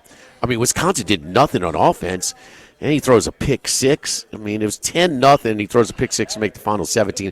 It was ugly. So, that being said, is it on TV? Huh? I'll check as you're thinking. I'll check. Okay, but yeah, I'll be on Miami, Ohio. I'll trust them. So, but you know what? Sarah used to crack on me last year. He's like, wait a minute. You're LSU. Can you get one LSU game right this year? Yeah. Okay. So whether it was my pick on LSU against Alabama or against LSU at Ole Miss, and just so I don't know. Sometimes it's too close to the sun. But the other thing I wanted to talk about from his picks with the game between Duke and NC State. I am rapidly becoming a bigger C.J. Bailey fan from NC State, the big 6'6" quarterback. He started as a freshman last year. Was okay, not terrible, not great. He's off to a hell of a start. He looks a lot more accurate. He provides some running threat, although I certainly wouldn't call him a run-first guy, but he does provide some kind of running threat. His big problem last year was interceptions. He threw 10 interceptions over the course of the season. He's only thrown one through the first 3 games. That matchup with him and Darian Mensah is a very nice quarterback matchup, and I started to think about it. The quarterbacks in the ACC, there's a lot of heat. Yes. You got Carson Beck, who's leading or co-leading the Heisman thing right now. Yeah. You have Tommy Castellanos, who's off to a terrific start at Florida State. You have Cade Klubnik, who was the offseason he's like the 9th best quarterback in that league right now. He hasn't had a great start to his season. Mensah and C.J. Bailey, Eli Holstein, who was not good last week but was good the 2 weeks before that. It was a rivalry game, but he's going to be fine. It wasn't his best game last week. There's no doubt. Jaron, Keave, Sagapulatelli. You remember he's in the ACC. Yeah, he is. He is. Our old friend Miller Moss from USC is at Louisville. Now, he's not off to the best start, but we know he's got some talent. I mean, look, the ACC is Charlie, for you didn't quarterbacks. mention, and the guy that's leading the conference. Who do you think Virginia. Virginia has been really Brennan. Is it Chandler Morris? Morris. I'm sorry. Morris. Is that Morris's? That's a good question. He's senior quarterback. I'd forgotten about him. Oh no, he's really good. He's really that NC State Virginia game was a track meet. I mean, no defense. Mm-hmm. Now I will give the NC State quarterback reminds me of what I'm seeing. A team that's supposed to be in the ACC is the Maryland true freshman, the 4-star kid, in-state kid that Loxley got to stay in town. They're 3-0 right now. They're rented wins. They're supposed to be 3-0, and we'll see. But they had like a 3.5 or 4.5 win total this year. So they should take care of business. But both of them remind me of the same kind of slender build right now. They need to put on a little weight as they get older. Mm-hmm. That's easy. But but they run a little bit, but they can run, but they throw it a lot of touch. They can make a lot of the throws. They got pretty good arm strength as well. But those two remind me of each other. What NC State has, and they lost a kid that went to Texas A&M, is real good. Concepcion. Yeah. Okay. Yeah. These guys go up and get the ball. It's a bailout type of play. He'll throw the 50-50 ball if he's got, just kind of throw it up and give his guy a chance. Mm-hmm. And they go up and they really are a very underrated receiving corps with NC State. So that should be a track meet. With Duke and to Chris's point with his overbet. And I gave you about 8 quarterbacks out of the ACC. None of them are leading the conference in passing. Who's leading the conference in passing right now? Mensa's second. Not North Carolina. I know that. He's no last. Good. He's no good. You got Duke, NC Mensa's State. second. You got Pitt. You got not Wake Forest. Nope. Not Louisville. Is it SMU? No, but he's good too. Kevin Jennings is off to a really good start. He's 4th. He's good. I mean, we saw that. I mean, I'm just terrible playoff game against Penn State. But total really, passing yards. It's not a very good team, but Boston College. Nope, he's 3rd. That's Dylan Lonergan. Because Bill O'Brien is a pretty good offensive mind. He's got the best touchdown to interception ratio in the conference, though, at 9-1. Who, Charlie? Steve Angeli at Syracuse. God dog it. Has thrown for just Charlie. under 1,100 yards. Shalot. 8 touchdowns and 2 interceptions. I don't think the Orange are all that great, but he's off to a really good start. They can't stop a nose. It's the ACC might be the old Big 12. Remember when they were playing flag football around the late 2000s, 07, 08, 09? There's some good quarterback play in that league. Good quarterback play. Yeah, and not a whole lot of defense either. So it's which helps. And so we're talking about Miami. That line has crept up now on Florida. We're taking all the way to. I think some of the casual money's starting to come in. Yeah, sliding in there to about 8.5. I mean, they're settling in at 8.5. They're Miami's. What's their ranking? Are they top 10? Oh yeah, they're 4. 4, okay. All right. Well, I mean, the rankings. I mean, I know their path. If they go 10-2. They go to the playoff. They don't. They won't. I mean, I think so. Were they 10-2 or 9-3 last year? 9-3, I believe. Okay, so they would have been that Syracuse was their 3rd loss. The Syracuse game. That was the one that essentially knocked them. Or did they lose the 3rd game in the bowl game? The bowl game was 10-2. They were 10-2. That's right. Okay, yeah, okay. The 3rd game was in the bowl game. ACC. None of the top teams played each other last year. That was the problem. Yeah. I mean, SMU got in. They didn't play Clemson. They didn't play Miami. They didn't play. They did play Louisville. Yeah. They didn't play Notre Dame. Played and 6 when they ACC played games. Clemson in the ACC championship game, they no, lost. but to get there, right. No, that Syracuse game knocked them out because Syracuse wasn't very good. So even though they'd only brought them to 10-2, that was a damaging loss. Syracuse wasn't very good. What's their record last year, Charlie? Last year, Syracuse 9 wins. Were they 9 wins last year? Why don't I remember that? I remember McCord. They were 9-3. We are underrating the ACC is our problem. No, what happens is guess who might be favored in the rest of their conference games? Cal. Wow, how's that? I mean, you have this ridiculously big. I mean, you can have this schedule where SMU got in, and they proved they shouldn't have been in. I'm sorry, that was a joke at Penn State last year. And so Cal's going to be favored in 8 more pull games? up Cal's schedule. I mean, I believe you. I like Sagapulatelli too, but okay, good. Let's see. All right, because they're going to be favored in a lot. I don't even know why they're in the ACC, but there's a lot of things in college football, Charlie, that we don't know why it's happening. San Diego State. No, that's not even a conference game. Okay, Boston College. Okay. At Boston College. They'll be favored there. Duke might be close. Duke at home, they will be. North Carolina at home. At Virginia Tech, yeah. Against Virginia at home, yeah. Probably not at Louisville. Yeah, they won't be favored there. Okay, but it's going to be. Yeah. Look at that schedule. Look at that path. Wow. So that's the same path that SMU had last year. This just in. Schedules matter, Charlie. And quit taking credit when you've seen the cards for Tuesday. Okay? I'm just excited that Cal's going to be in all of these games so everybody can learn how to say Jaron, Keave, Sagapulatelli. as long as he keeps covering, you keep singing it. Sing it, Charlie. Sing it. I mean, put three-part harmony. Put it to a Buffett riff or something. Whatever you got to do. There's a good idea. Huh? Mm-hmm. You can see Buffett wasted away. God rest his soul. Sagapulatele. Like a little small, like a ukulele. And it's Sagapulatele somewhere. Sagapulatele. Total Maintenance, one of South Louisiana's oldest and largest AC and heating company since 1980. AC heating, generator installations, maintenance, whatever you need. Service today, every day means same-day service means you'll never sleep hot. I know fall's right around the corner, but it's still hot here. You call today, you get service today. You've heard the horror stories with some other companies. Oh, yeah, we're going to get to you. And next thing you know, you're spending 2 nights without AC. Not going to happen. You call 480-1000, 480-1000. My man, Lucas Ragusa, he has worked in every level of this AC and heating operation, so he knows what it takes to put together a team that's going to be efficient and serve you as best as they can. Factory authorized dealer for Carrier, American Standard, Dakin, Rheem Products. Call my man, Lucas Ragusa, and his team at Total Maintenance, 480-1000. Live at Rufino's Lock of the Week Friday, presented by Tex Morris at Edward Jones Investments on 104.5 ESPN Baton Rouge.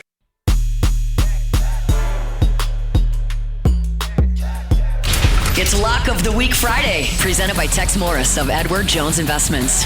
Now, back to Live at Lunch from Rufino's on Highland Road on 104.5 ESPN Baton Rouge. We got just a minute here on Football Friday. We wanted to throw this note in. We got this from a listener. Clayton Kershaw announced his retirement yesterday. He effective at the end of the season. He was originally committed to Texas A&M from Dallas. Turned down a scholarship offer to sign with the Dodgers. The bonus was $2.3 million. It was the highest pick bonus any Dodgers draft pick had ever gotten until it was surpassed by Zach Lee. LSU quarterback got $5.25 million in 2010 draft. It was a 2-for-1 sale because of the divorce. It's because of the Frank McCourt divorce. And the 6th-round pick of the Dodgers that year turned down $1.2 million to go to school. He was Kevin Gosman. LSU was going to get either Gosman or Lee. Problem was Gosman didn't complete any passes. Hour number 2 straight ahead. Lock of the Week Friday.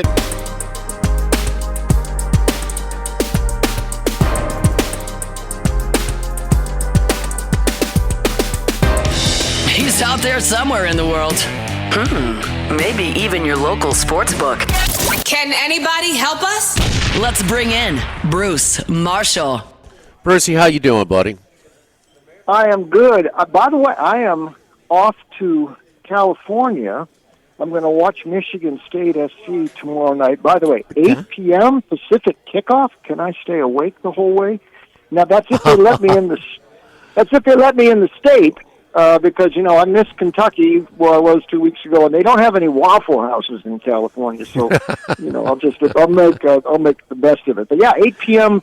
Pacific. How can Michigan State can't be too happy about that, Jimmy? That's 11 p.m. East Lansing time.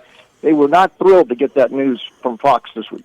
Well, this just in, because some of the conference realignment or affiliation, and it compromises, and listen, you got one game starting at 10 a.m. local time, and you got another one starting at 11 p.m. East Coast time, and they're both in the, that one's in the Big 12 and one's in the Pac-10. What you going to do, Bruce? I mean, the live TV, everything else you can watch on TV on tape delay, on demand at your leisure. The one thing that is coveted, that is valuable, is live sports. And this is what you do, and this is where the TV stations want to put you. You got to live with it. Trust me. I don't know any fan base was pissed off more than LSU when they were playing these day games. Well, I'll tell you, this is the old Pac-12 after dark slot on Fox.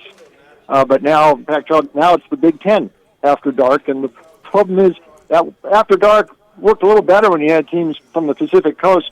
But the Big Ten, you got all these teams in the Central and Eastern time zone kicking off late. It's just a little more awkward for them. But yeah, I get it. I mean, it's TV rules. It's just the after dark spot. Now you're getting some Eastern teams playing here, and I think that's a problem. more than people realize. And coming out west, kicking off. Look at Boston College last week. Look at step slow against Stanford.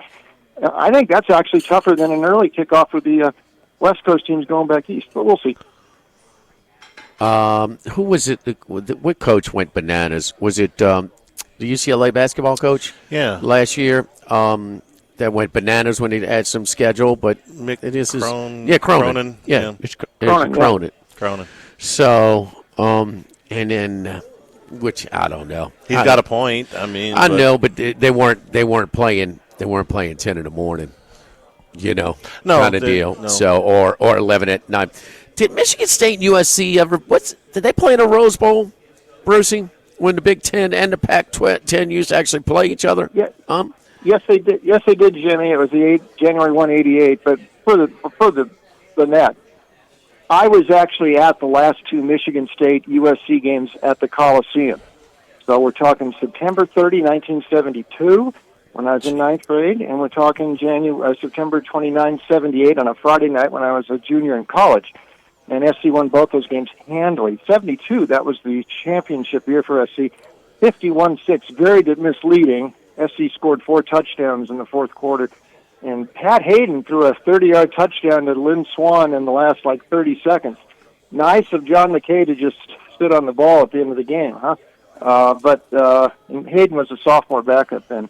And Michigan State was actually running a wishbone in Duffy Doherty's last year.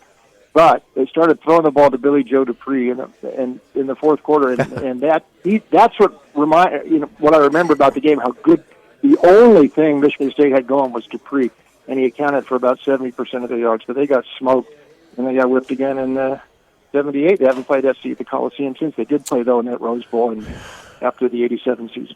I remember that Michigan State USC. What year did you say the last time they played in the Rose Bowl? Was that Lorenzo White? Well, it was January. It was January 188, and that was George Perlis, and that was Lorenzo White, and Michigan State won 20-17 over Larry Smith's first USC team. Okay. They actually won it. There you go. Yep. Brucey, before we get to your 5-pack of college picks this weekend, your best of the off the radar conferences, your best bet in the NFL. Who we got this week?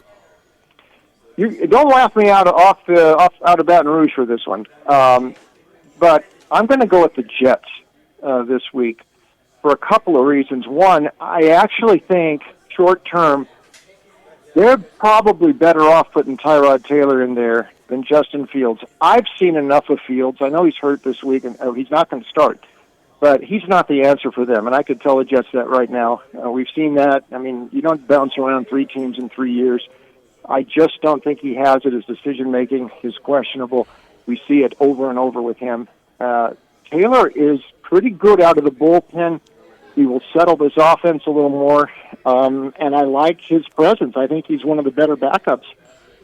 And in the Jets' case, maybe an upgrade. But the bigger reason here is, one, the Bucs said, Jimmy, this perils of Pauline Act can't continue, but if it does, they're at risk. I mean, they're taking this thing right down to the end the last 2 weeks.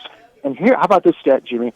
You probably saw that on the Monday night game at Houston. Now, this is 5 straight years where the Bucs have started 2-0. But in each of the previous 4 years, then we're going to get Game 3 on Sunday, they lost Game 3, including last year. Started out 2-0. Denver came into Tampa and 0-2 and won that game handily. So this has sort of been a letdown spot for the Bucs, and because Taylor's in there for the Jets and the Bucs' proclivity for close games, I'm going to take the J-Men this week. How about that? Won't certainly say that too often, but I'm going to go with the Jets this week. Jets +7 against the 0-2 teams. So I was off to a good start last night, and yes, I agree with you. I think that Tyrod Taylor that can actually run more of an offense at this point than Justin Fields. All right, Bruce, we do 5 of them, and you're off to a great start early on. The quarter pole, you call it, Charlie, in college football? Sure, huh? 3 games. All right, Bruce, let's go through them. Who we got? Let's go. First of all, let's go to the Big 12 tomorrow, and Waco. Baylor playing Arizona State. Short price at home for Baylor. I know ASU finally got a cover last week, but that was more due to Texas State's just inefficiency, some shaky play calling, going for two and missing late. All they had to do is make one of those twos and they get inside the number. I still don't think ASU is where it was last year. Jimmy and Charlie, the Scatterboo factor, he was just too much of an influence, too much of a unique dimension. And, they're going to struggle a little bit without him. I think Baylor will get this one. It's a very short price. By the way, you talk about a team that's been battle-tested. Auburn, SMU already coming out of those two 1-1, the way they beat SMU. Sawyer Robertson's putting up big numbers. How about Baylor? And that Baylor. One there is, go Baylor for one. How about this one? Real quick, Brucey. Baylor minus 2.5. Sawyer Robertson throwing more than double the yardage. Yeah. Sam Levitt. And, you saw Scatterboo. Did he score a touchdown in Dallas on Sunday for the Giants? I think he may have. Did. Yeah, I think he did. And they, he was the only guy missing. But, those teams, those non-traditional powers that have big gears, it's off to a rough start this year for Arizona State. Okay, Brucey, Baylor minus 2.5 is available at DraftKings. We'll be at the DraftKings outlet at the Queen for Football Sunday this Sunday. Who's next? Okay, Jimmy, let's go to Greenville. And how about that for a road trip for BYU? Seems a little bit odd, but this is a remnant of when BYU was scheduling as an independent. They were having trouble finding games. They found East Carolina for a few games, willing to play BYU, but East Carolina said, you got to come back to Greenville to balance this thing out. So this is the fourth game in the last 10 years, and the second one in Greenville. This ends the series, but that's why BYU is playing this odd sort of intersectional back in Greenville. I think this is a tough spot for BYU. I know they've looked really good, Jimmy and Charlie, but the schedule's broken very kindly for them. They have had a week off, but the defense, which is brawling. Look at the rush defense stats. This is the best so far. I mean, they maintain this pace after 2 games. This will be the greatest rush defense in college history. Better than Syracuse in 1959, which allowed 193 yards all season rushing. Right now, BYU has allowed 14 rush yards all season. That includes sacks, of course, but still, that's Portland State and Stanford. This week, a little bit different. Going across the country, East Carolina with a real gunslinger quarterback in Caden Hauser, almost up to 1,000 yards passing. They have been a very good point spread team thus far. 3-0. In fact, 8-2 since midway last year. This roughly coincides when they promoted Blake Harrell from defensive coordinator. They think they can win this game. And, oh, by the way, it's Bear Bachmeier, true freshman, first road start. And he's been playing a little bit under wraps, I think, kind of conservative.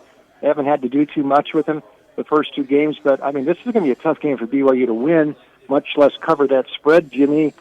East Carolina for me in this one. All right, I love that, Charlie. Remember, the athletic director said, "Man, we got to schedule these games, 6-7 years in advance." COVID year, BYU Coastal, they put a game together in a week. Yeah, with all kinds of travel restrictions, and we can't possibly play 9 conference games in a season. Oh, you played 10.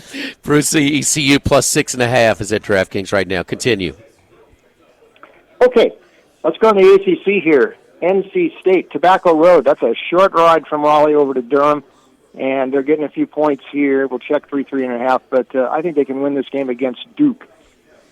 Jimmy, Charlie, I think we're about a week away from a market adjustment on Duke, which has been kind of disappointing. That game was, the scoreline flatters Duke last week. They really weren't that close to Tulane, which was in control of that game.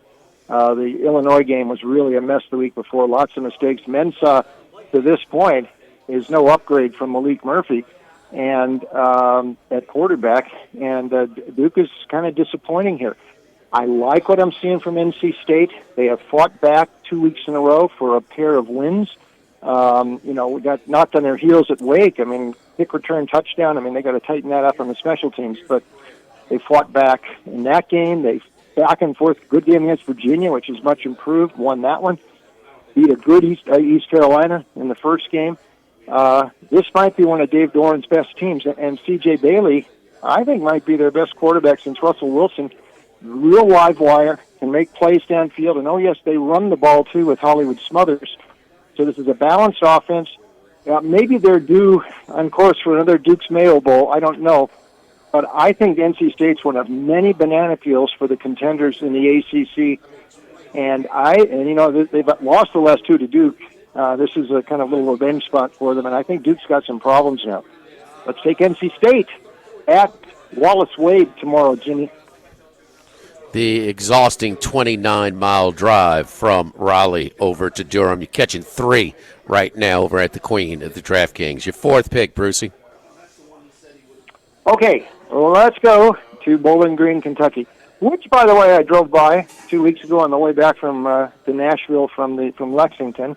And, Western Kentucky, that's not that far from Nashville. I think they probably use that airport when they have to go somewhere. But they haven't had to go anywhere in 2 weeks since that Toledo loss, which was a season's worth of mistakes for Western Kentucky in the first half of that game. And that was very uncharacteristic because usually they've executed much better than that for Tyson Helton. They looked pretty good in their previous games this season. They started in week 0, actually, and won and covered that one against the Sam Houston. Maverick McIver, great name. Rick's son, already 10 touchdown passes already. And I like the fact they've had 2 weeks to stew after the game at Toledo. But this is also a vote against Nevada coming in. Listen, this isn't working in Nevada. This is the second, I think, blown hire for a head coach. Ken Wilson a couple of years ago was a good defensive assistant. He's at TCU now, and he's linebacker coach. That's what he should do. He wasn't a head coach. The program dropped precipitously with him. They hired Jeff Choate off the Texas staff. He had been at Montana State before. It's not working with him either. They need cutting edge at Reno. Choate is talking about scaling back the offense. No, that's not going to work with the Wolfpack. They don't have a downfield passing game. He is juggling his quarterbacks. They're only scoring 14 per game. Lost at home to Middle Tennessee, blew that game late. Middle Tennessee is not that good. Miracle win over Sacramento State at home. The week before that, they needed a pick 6 in the last 2 minutes. I think this could be a big win for Western Kentucky. I will take the Hilltoppers minus the points. Bowling Green's just a cozy place to pull over and maybe catch a nap as you drive to the Kentucky Derby to go see Gopher Jen win. So anyway, Nashville, about an hour and 10 minutes from Bowling Green, Kentucky. There you go, Brucey. And if you come back after the first Saturday in May, catch the Beale Street Blues Festival on the way back in Memphis, Charlie. You are quite the travel agent. Just Bruce got Europe and all over it, and I've got the South. All right, Brucey, your last pick here. Yeah, they got a nice Buc-ee's right outside of Bowling Green, too. So, Buc-ee's wasn't around with Gopher Gin. Okay, one more. Where I'm going to be tomorrow. All right, let's make it a little bit more fun. Keep me awake. I don't care about the teams. I'm worried about me staying awake, driving through L.A. on the freeways at midnight tomorrow. That's what I'm more worried about. But, USC minus, this is climbing up there. We've seen some 18s, 18.5s now. I'm going to do it with USC. This is what I think about Michigan State right now. This is a very misleading 3-0. And, oh, by the way, looks very familiar to last year. Also started 3-0, but unimpressive. And unimpressive this year. In fact, they haven't covered a spread yet. In fact, it's 8 straight now. Michigan State has not covered a spread since the middle of last season. They do not yet, to me, resemble at all Jonathan Smith's teams at Oregon State. And last year, once the schedule started to ramp up, Michigan State went south. Lost 7 of their last 9, and included in there was they had one good game against Iowa and a close win over a bad Purdue. They got smoked in most of their other games. 5 losses by 21 or more. It's still a lot of the same pieces. Childs at quarterback. They just don't have enough playmakers. Childs followed Smith over from Oregon State. I just don't think Michigan State's any good. I think USC might be really good. We know about all their weapons. Watch this JC running back, Wayman Jordan. Lincoln Riley loves him. Baeva's got great receivers. And this defense is playing better. It's not the SC defense of a couple of years ago. They already have a couple of pick 6s this year. They got some ball hawks in the secondary. Really wrapped up that game at Purdue last week. That spread was a little bit too high last week when they had the thunderstorm there and all. This one, reminding of Michigan State in the 70s. By the way, they also had a game against UCLA at the Coliseum in the 70s. They lost 56-14. By my count, there were 3 games they played at the Coliseum in the 70s. They got outscored 137-29. So, track record here is not too good for Michigan State, even though we're talking a half century ago. I will take SC and lay the points tomorrow night. That's rare for me to like SC. You know about me and the Trojans boys, but actually, I talked to Lincoln Riley at the media days. Good guy. So my old animosity is sort of dwindling away.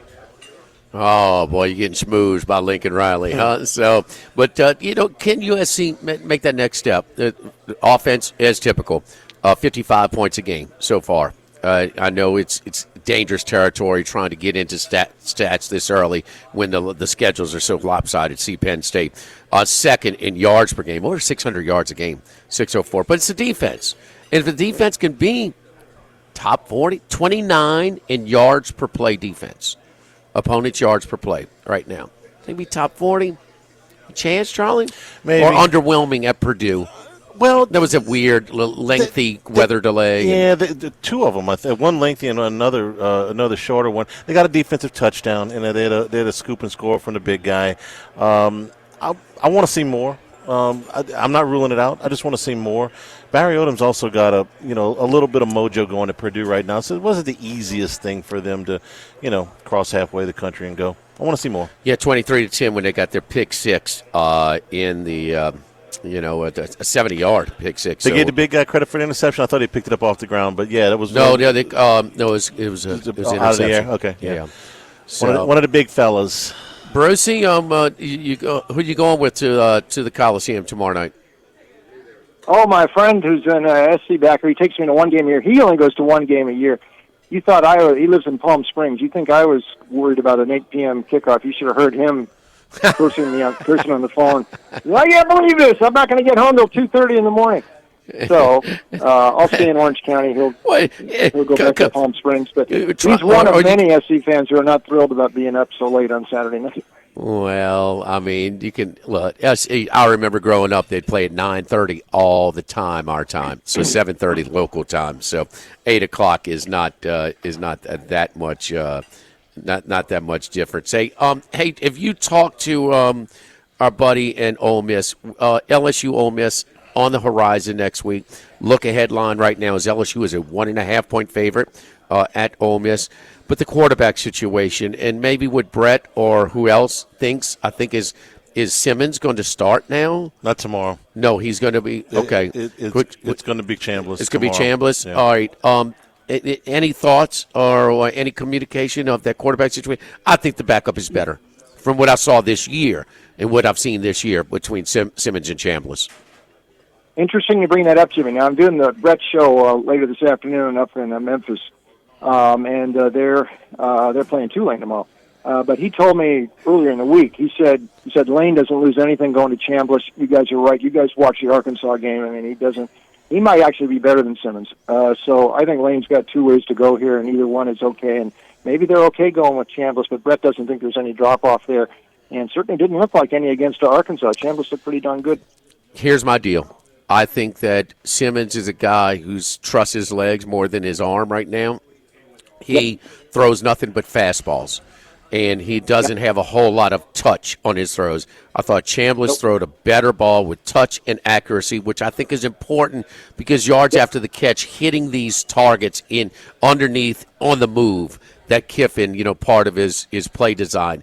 I just think the offense breathes a lot more with not to the extreme for, say, a Tennessee from Nico to Aguilar, but similar, that it just opens up a lot more of the offense. And Simmons just is not a guy that's just not is as good of a thrower as Chambliss right now. So we will see. The other thing is he's not the turnover risk. Simmons threw 4 interceptions in 5 quarters.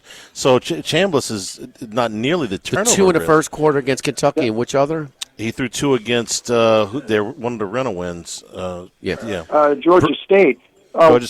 Charlie, I'm glad you brought that up because, after he threw those 2 picks in the first quarter at Lexington, he wasn't throwing downfield the rest of the game. Everything was short outs, or he was scrambling. So they sort of clipped the wings of their offense. I mean, he wasn't looking downfield much, and they can do that more with Chambliss. So I think Jimmy's probably right in that read. Brucey, good luck this weekend. Stay up, drink a coffee at the Coliseum. We'll talk to you next week. Okay, boys. Thank you. All right. Don't forget not this Saturday, but in a couple Saturdays. October 4th, Federalis Fest is back again. And my buddy Jay Hover, man, who's the brains behind Beauvoir Park and the kind of the backyard concerts that we've had there for so many years. Woodsy, he's also instrumental in getting the acts for the Live After 5 events. But Paul Cawthon, George Porter Jr. and the running partners, Sam Morrow, Zach Edwards in the medicine, Captain Legendary Band, Dominic Michael and Scenic Highway. The Federalis Fest, it's going to be Saturday, October 4th.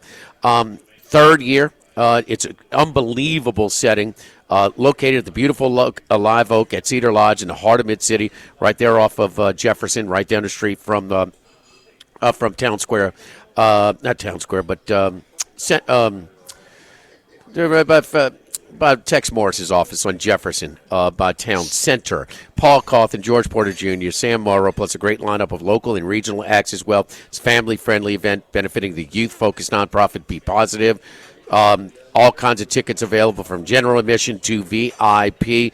Federalis Fest presented by Williamson Eye Center and Lamar. That'll be Saturday, October 4th, right here in Baton Rouge. Lock of the Week Friday presented by Tex Morris and Edward Jones Investments from Rufino's on 104.5 ESPN Baton Rouge. Charles Hannegriff's 5-pack of picks. Brought to you by Supreme Rice. Make sure you use Louisiana rice, grown by Louisiana farmers since 1936. Available at most local grocery stores. Supreme Rice. Welcome, Dano. Charlie with the Hawaii 5. Oh, yes, for you younger, most of you younger listeners. Jack Lord. Charlie, what era was this? 70s. Hawaii 5, the 70s. Yeah, but yeah, they did a reboot with Scott Kahn. Okay, if you say so. Okay. Yeah, they did. 70s, I watched a lot of TV. Yeah. After that, I'm done. They did a reboot. Very well done, Charlie. Thank you. 5-0. It's hard to do. So go ahead, brother. Let's start off. Hullabaloo, hullabaloo. All right, let's start off with Tulane plus 11.5 at Ole Miss. Big sandwich spot for the Rebs. They come off that high-scoring game against Arkansas. They got LSU coming in next week. They've got some instability at the quarterback, though. I'm with you. It's no downgrade to Chambliss. It may even be an upgrade. That Ole Miss defense has allowed 58 points the last 2 weeks, 885 yards. And believe it or not, they're the third most penalized team in the SEC. They're being penalized more yards than Florida, who we think is terribly undisciplined. So they've got some issues. Tulane's beaten Northwestern Duke, and what apparently is not a terrible South Alabama team on the road. That South Alabama yardstick against Auburn was fairly close. Auburn won the game by 16, but South Alabama wasn't embarrassed in any way. Tulane wants in the playoffs. They need something to put up against South Florida's win at Florida and their win against Boise State. This would go a long way. A win at Ole Miss would be better than a win at Florida at the end of the season, in my opinion. I don't know if they win, but I sure like those 11.5 points. Tulane's going to be a tough out. I think that they keep it close, and Ole Miss ends up winning this game by about a touchdown. But I'll take the Green Wave and 11.5 points. We'll take Oklahoma minus a 7. Good news, bad news. I'm glad I would have liked to have gotten it at 6.5, but I'm glad I didn't wait until 7.5. So. Oklahoma probably beat Michigan worse in the score. They had a big edge in yards, big edge in first downs. They had 2 turnovers and missed a field goal. They looked pretty good in the other 2 blowouts. Jackson Arnold, I give him credit. He's off to a fantastic start, much better than I anticipated, but I think Oklahoma's coaches know him. They know where the weaknesses are in the game. They know the players, so I think I'm counting on Brent Venables to come up with a game plan. Auburn was in control against Baylor and South Alabama, but neither of those yardsticks were completely lopsided. Oklahoma at home, I'll take the Sooners minus the 7. We'll take Purdue plus 24.5 at Notre Dame. I know the Irish need this one, but I think it's too many points. Purdue actually had more first downs than USC last week in that 33-17 loss. We told you that one of those scores was an interception return by a defensive lineman for USC. They had 3 turnovers in the game, 1 return for a touchdown. So I think they're good enough here to keep it close. And Ryan Brown, the quarterback for Purdue, what's one of our biggest angles on the show, Jimmy? Freshman quarterback making his first start on the road. Last year when Ryan Brown was a freshman at Purdue, his first road start was against Illinois. He threw for 297 yards, 3 touchdowns, and no interceptions. That was a ranked Illinois team. They lost the game 50-49, that wild game. But he was okay. He was not phased. I think Purdue keeps it within shouting distance. I'll take the 24.5 points.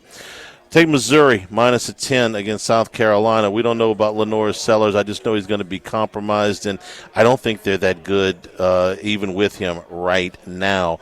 Missouri scored 155 points in their 3 games. One of those was against Kansas, so it's a decent opponent there. They're the leading rushing team in the SEC.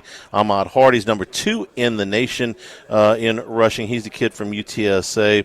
Bo Prabilla off to a really good start. 7 touchdowns, 1 interception, 8.9 yards per attempt. South Carolina's beating a Virginia Tech team that's already fired their coach. They got housed by Vandy. And listen, here's the other part. South Carolina State outgained South Carolina. South Carolina State gave up 2 punt returns for touchdowns and a scoop and score. That game was more like 17-10 than what the final ended up being. So sellers or no sellers, I like Mizzou here. I'm going to lay the 10 points. And the final game, I'm going to take Illinois and Brett Bielema, plus a 6.5 at Indiana. Illinois has outscored their opponents 135-21. Yeah, they got the 5 turnovers at Duke, but they did what they needed to do with those turnovers and ended up winning by 26. Luke Altmaier, who turned down a bunch of money to go other places, 9.1 yards per attempt, 8 touchdowns, no interceptions, 72% completion percentage, and they've got a real nice 1-2 punch in the backfield with Fegan and Valentine. They're averaging over 5 yards a carry. Illinois, 4-2 against ranked teams last year. No, they weren't ranked at the end of the year, but they were ranked when they played them. Can't tell you much about Indiana. They played the softest schedule this side of Penn State, but I know what they went against ranked teams last year. 0-2. Illinois is ranked. Illinois has got a good quarterback, and Illinois is catching 6.5 points. That's enough for me. Give me the Illini plus 6.5. Sharp play has driven that up from 4.5 to 6.5, and we will see. But so many similarities of Illinois and Indiana. We talked about it with just start with the second-tier programs in the Big Ten. State schools both start with an I. That's kind of silly, but the quarterbacks both averaging exactly the same amount of yards passing per game. I mean, the running backs within the leading running backs within 1 yard of each other, and the leading wide receiver within 2 yards of each other. Both 3-0. Who have they played? Both, would you say, charismatic personalities as head coaches? Yes. Don't let eccentric even. Don't let the don't judge a book by its cover. Bielema's funny as crap, boy. He is. He is a character. You hear that bombshell he dropped yesterday? What now? I mean, no, this is a rule thing. He thinks that, he said the Big Ten and the SEC are both behind it. He thinks that in the fall they will agree to give everybody 5 years of eligibility, 5 years to play 5. He acted like he knows this is coming. I was like, that should really be a bigger story if that is the case. Wow. So we'll see. We will see, and but Cignetti, and I get it. Part of it is just kind of, it's what his program needs. We see it's something similar. PJ Fleck with Minnesota, so trying to, just generate some. It's just what his buzz. Program. Yeah, it's self-promoting. It's just drawing attention. It's if they become more of us, it's not what you want to do as an Alabama, Georgia, LSU, or Texas coach. But there, it's necessary. Yeah. It's kind of necessary. So the only kind of self-promotion I don't really jive with, that Dabo. Well, he's just impossible to like, huh? He is such a whiner, huh? He got the job. So what's happening with Clemson right now? They're not as good as their preseason expectations or preseason ranking. Yeah. That's how he got the job. That's how he got the job. That's true. If Clemson was preseason 22 the year Bowden got run off in Mississippi instead of 6, he wouldn't have the job. Play what if for me just a second here. What if he decides it's run its course here at Clemson? I'll take the Florida job. I could see that. I mean, because it does get stale, and your fans do get a little bit spoiled at the time, and he has had a lot of success. But also, this was their year where they had all of the. This is a tough one. They're not done. They are not done. I mean, they've made Notre Dame. Forget with all the they are not done. Now they've made their hill much. They have no room for error at this point. But neither of those teams are done at that point. They've got one more loss to eliminate them, from contention. But I mean, yeah, I could see. I mean, you get every fan base when they. I mean, Spurrier. I mean, Saban at Alabama. Part of him was, when it's not just a. It's more like a relief. The real reaction would you get is when they happen to get upset. Yeah. And they when you win, it's only relief. Right. When you lose, it's more the end relief of the world. than excitement. Mm-hmm. And what do we say? The ride up, the ascend is always the most fun. And Florida's down right now. It's been a while since they're what they're used to there. Brian Kelly goes to the Shreveport for the Independence Bowl. Are we happy right now? No. Were we when DiNardo went? They throw a parade. We did a week's worth of shows. Don't forget our friends at Town Square Pizza. You're in town for the LSU game or coming in for future games downtown. Town Square Pizza is downtown on North Street facing Town Square, right across the street from that brand new library that got rid of the hydraulic jacks. But anyway, anywhere you stay downtown, it's a minute walk, 2 minutes, less than a 5-minute walk from all the hotels downtown to Town Square Pizza. It's affordable. It's a generous portion. You can pick a specialty pizza or create your own. They put it in these souped up ovens. Takes like 8 minutes and piping hot, fresh, good. You talk about really good stuff. Hey, you staying downtown for the LSU football games? Check out Town Square Pizza. Lock of the Week Friday presented by Tex Morris at Edward Jones Investments on 104.5 ESPN Baton Rouge. Jimmy Ott's 5-pack of picks, brought to you by Supreme Rice. Make sure you use Louisiana rice, grown by Louisiana farmers since 1936. Available at most local grocery stores. Supreme Rice. Steady, efficient, chipping away. 3-2 after 3-2 after 3-2. I'm not the big, bells and whistles, Hanny 5-0. But I'm trying. The little engine that could here. We appreciate your honest work, Jimmy. Let's get to it. TCU and SMU, the Iron Skillet. This is the last time they'll be playing for some time. The Iron Skillet, the Range River Bowl, whatever you prefer. But about 30-minute drive between these two campuses in Dallas and Fort Worth, and they get a little spicy sometimes. And SMU put it on them last year. TCU is better this year. Revenge at home. Give me the Horned Frogs minus the 6.5. Their quarterback is really good. By the way, he should be a second or third round draft pick in the spring. Arkansas, boy, 41-36. Man, what a game in Oxford at Vaught Hemingway Stadium. We're down 12 late. They scored to cut it to 5. Got the ball back with about 2 minutes to go. Driving about midfield. They turn it over on downs. Now they play to Memphis. This border war as they go to the Liberty Bowl and play. That's right, an SEC team going to a Group of 5 venue. And they host this little game against Notre Dame. Notre Dame, think they're excited to play the Irish? It's the first time that Arkansas will play Notre Dame ever, much less host them. Arkansas returns the visit about 3 years later. But classic sandwich spot here against a quality team. Memphis in a tough spot going to Troy last week after a nice win. So a lot of people thought it was going to be a look-ahead spot for them with Arkansas coming to town. They outgained Troy, the same team that gave Clemson all they could handle, by 4-1. It's like 420-110, something like that. It was ugly. Give me Memphis plus a 7.5. Money line alert with the Tigers at the Liberty Bowl. North Texas is high flying. That's right. They like to play a lot of offense, not a whole lot of defense. And, well, contrast of styles, you betcha. Give me Mechie Stadium. If you ever have a chance to go to a game in West Point at Mechie Stadium, this time of the year, not when it's real cold, it is an awesome setting for a football game just to go visit in period. Army, the Cadets, plus 1.5 there. I like to follow the sharps sometimes, but not here. They have bet this line to plus 6.5. Indiana and Illinois. These two teams are so much alike in so many areas. And Illinois could have easily gone to the playoff last year. they might have been about as competitive as Indiana was. They have so much coming back. And although Duke is not this imposing place to play, they at least went on the road and got one done. And I don't think that Altmaier, Bielema, and the rest of his team is going to be really affected by the Bloomington crowd tomorrow night on NBC primetime. It's a pick-em game, toss-up game. Illinois plus 6.5, sprinkle some money line as well. Fighting Illini in that one. And, we talked about Illinois. How would they follow up a 10-win season?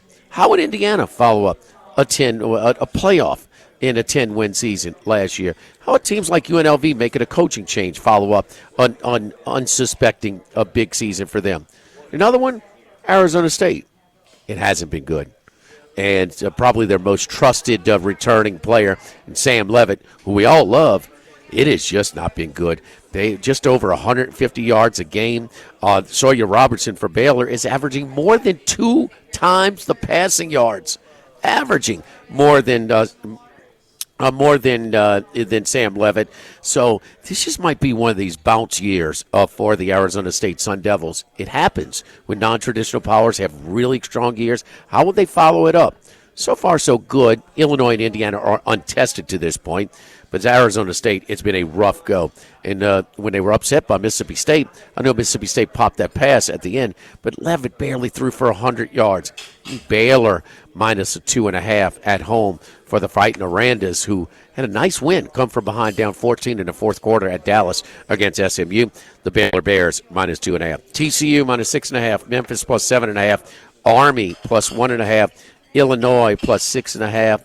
And one little favorite in there, Baylor minus 2.5. Like Baylor, and I don't know if you get a team total on Baylor. I'll take a look. But, with the amount of points that Baylor has put up and the amount of yards, Arizona State, forget about the Mississippi State game for a second. They allowed 330 yards to Northern Arizona, over 300 yards to Texas That was the opener. State. It wasn't good, yeah. I mean, they gave up those kind of over 300 yards to Northern Arizona and Texas State. You imagine what Baylor's going to do. All right, we'll come back and recap our Cappers Recap brought to you by Dana Brown at the law offices of O.C. Brown this Sunday, 10 a.m. to noon. Football Sunday from the Queen downtown. Come on by and see us. Monday from Big Mike's Sports Bar and Grill in Denham Springs. Tuesday at Mike Anderson's. Wednesday at Roca Pizzeria on Government Street. Thursday at Las Palmas on Airline Highway in Gonzales. And we're back here next Friday. Speaking of Las Palmas, man, Las Palmas in many locations right down the street here from Rufino's. Las Palmas, family-friendly, affordable, fresh, authentic Mexican cuisine and some delicious margaritas. Make it a party. Make it a fiesta. Go by to Las Palmas. Like it a week. Live at Rufino's, 104.5 ESPN Baton Rouge.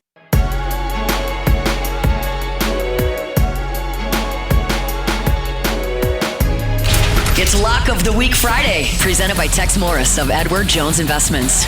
Now, back to Live at Lunch from Rufino's on Highland Road on 104.5 ESPN Baton Rouge. Cappers Recap brought to you by Dana Brown, law offices of O.C. Brown. If you missed it earlier this week, here are some of our contributing handicappers. Wes Reynolds on Wednesday gave out Miami, Ohio, plus 2.5. East Carolina, plus 6.5 against the visiting BYU. Georgia State and the Buslow, plus 27.5. Statement game, Dabo Juice. Clemson minus 17 in that one. Matt Humans came with Miami, Ohio, plus 2.5 against UNLV, fading a local team. Utah minus 3. It's an early game at 11 a.m., 10 a.m. Mountain Time local kick for the Utes in that one against Texas Tech. Over in the USC-Michigan State game. That's the late one in the Coliseum that Brucey's going to. In Fresno State, minus 3. Chris Massero earlier today gave us East Carolina, plus 6.5. Under 52.5 in the Georgia Tech Temple game. Over 56.5, Duke NC State. I'm fine with that. Should be a shootout until NC State Virginia games. They are going over. Miami, Ohio against UNLV, plus 2.5. And Virginia minus 13.5 is what I'm looking at here. Can't read my own handwriting. Bruce earlier gave us Baylor, -2.5. East Carolina, +6.5. NC State, +3. Western Kentucky, -9.5. USC, -18.5. Max has stepped on the turn, gave us his picks on the golf course. Over Arkansas in Memphis, over 60.5. Washington in the Apple Cup. The diluted Apple Cup, huh? Yeah. -19.5. Sam Houston State against Texas, +39.5. Duke, -3.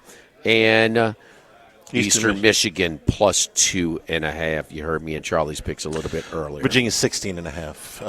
-16.5. Okay, let me clean up my handwriting there, gotcha. Charlie. Jaden Daniels ruled out a Sunday's game for the Commanders against the Raiders. Marcus Mariota gets the start. And tonight, if you only go see one high school football game in the city this year, go see U-High and Catholic. There's going to be plenty of D1 talent on that field tonight. You can also hear that game on 104.5, 104.9 ESPN. Brown and who else?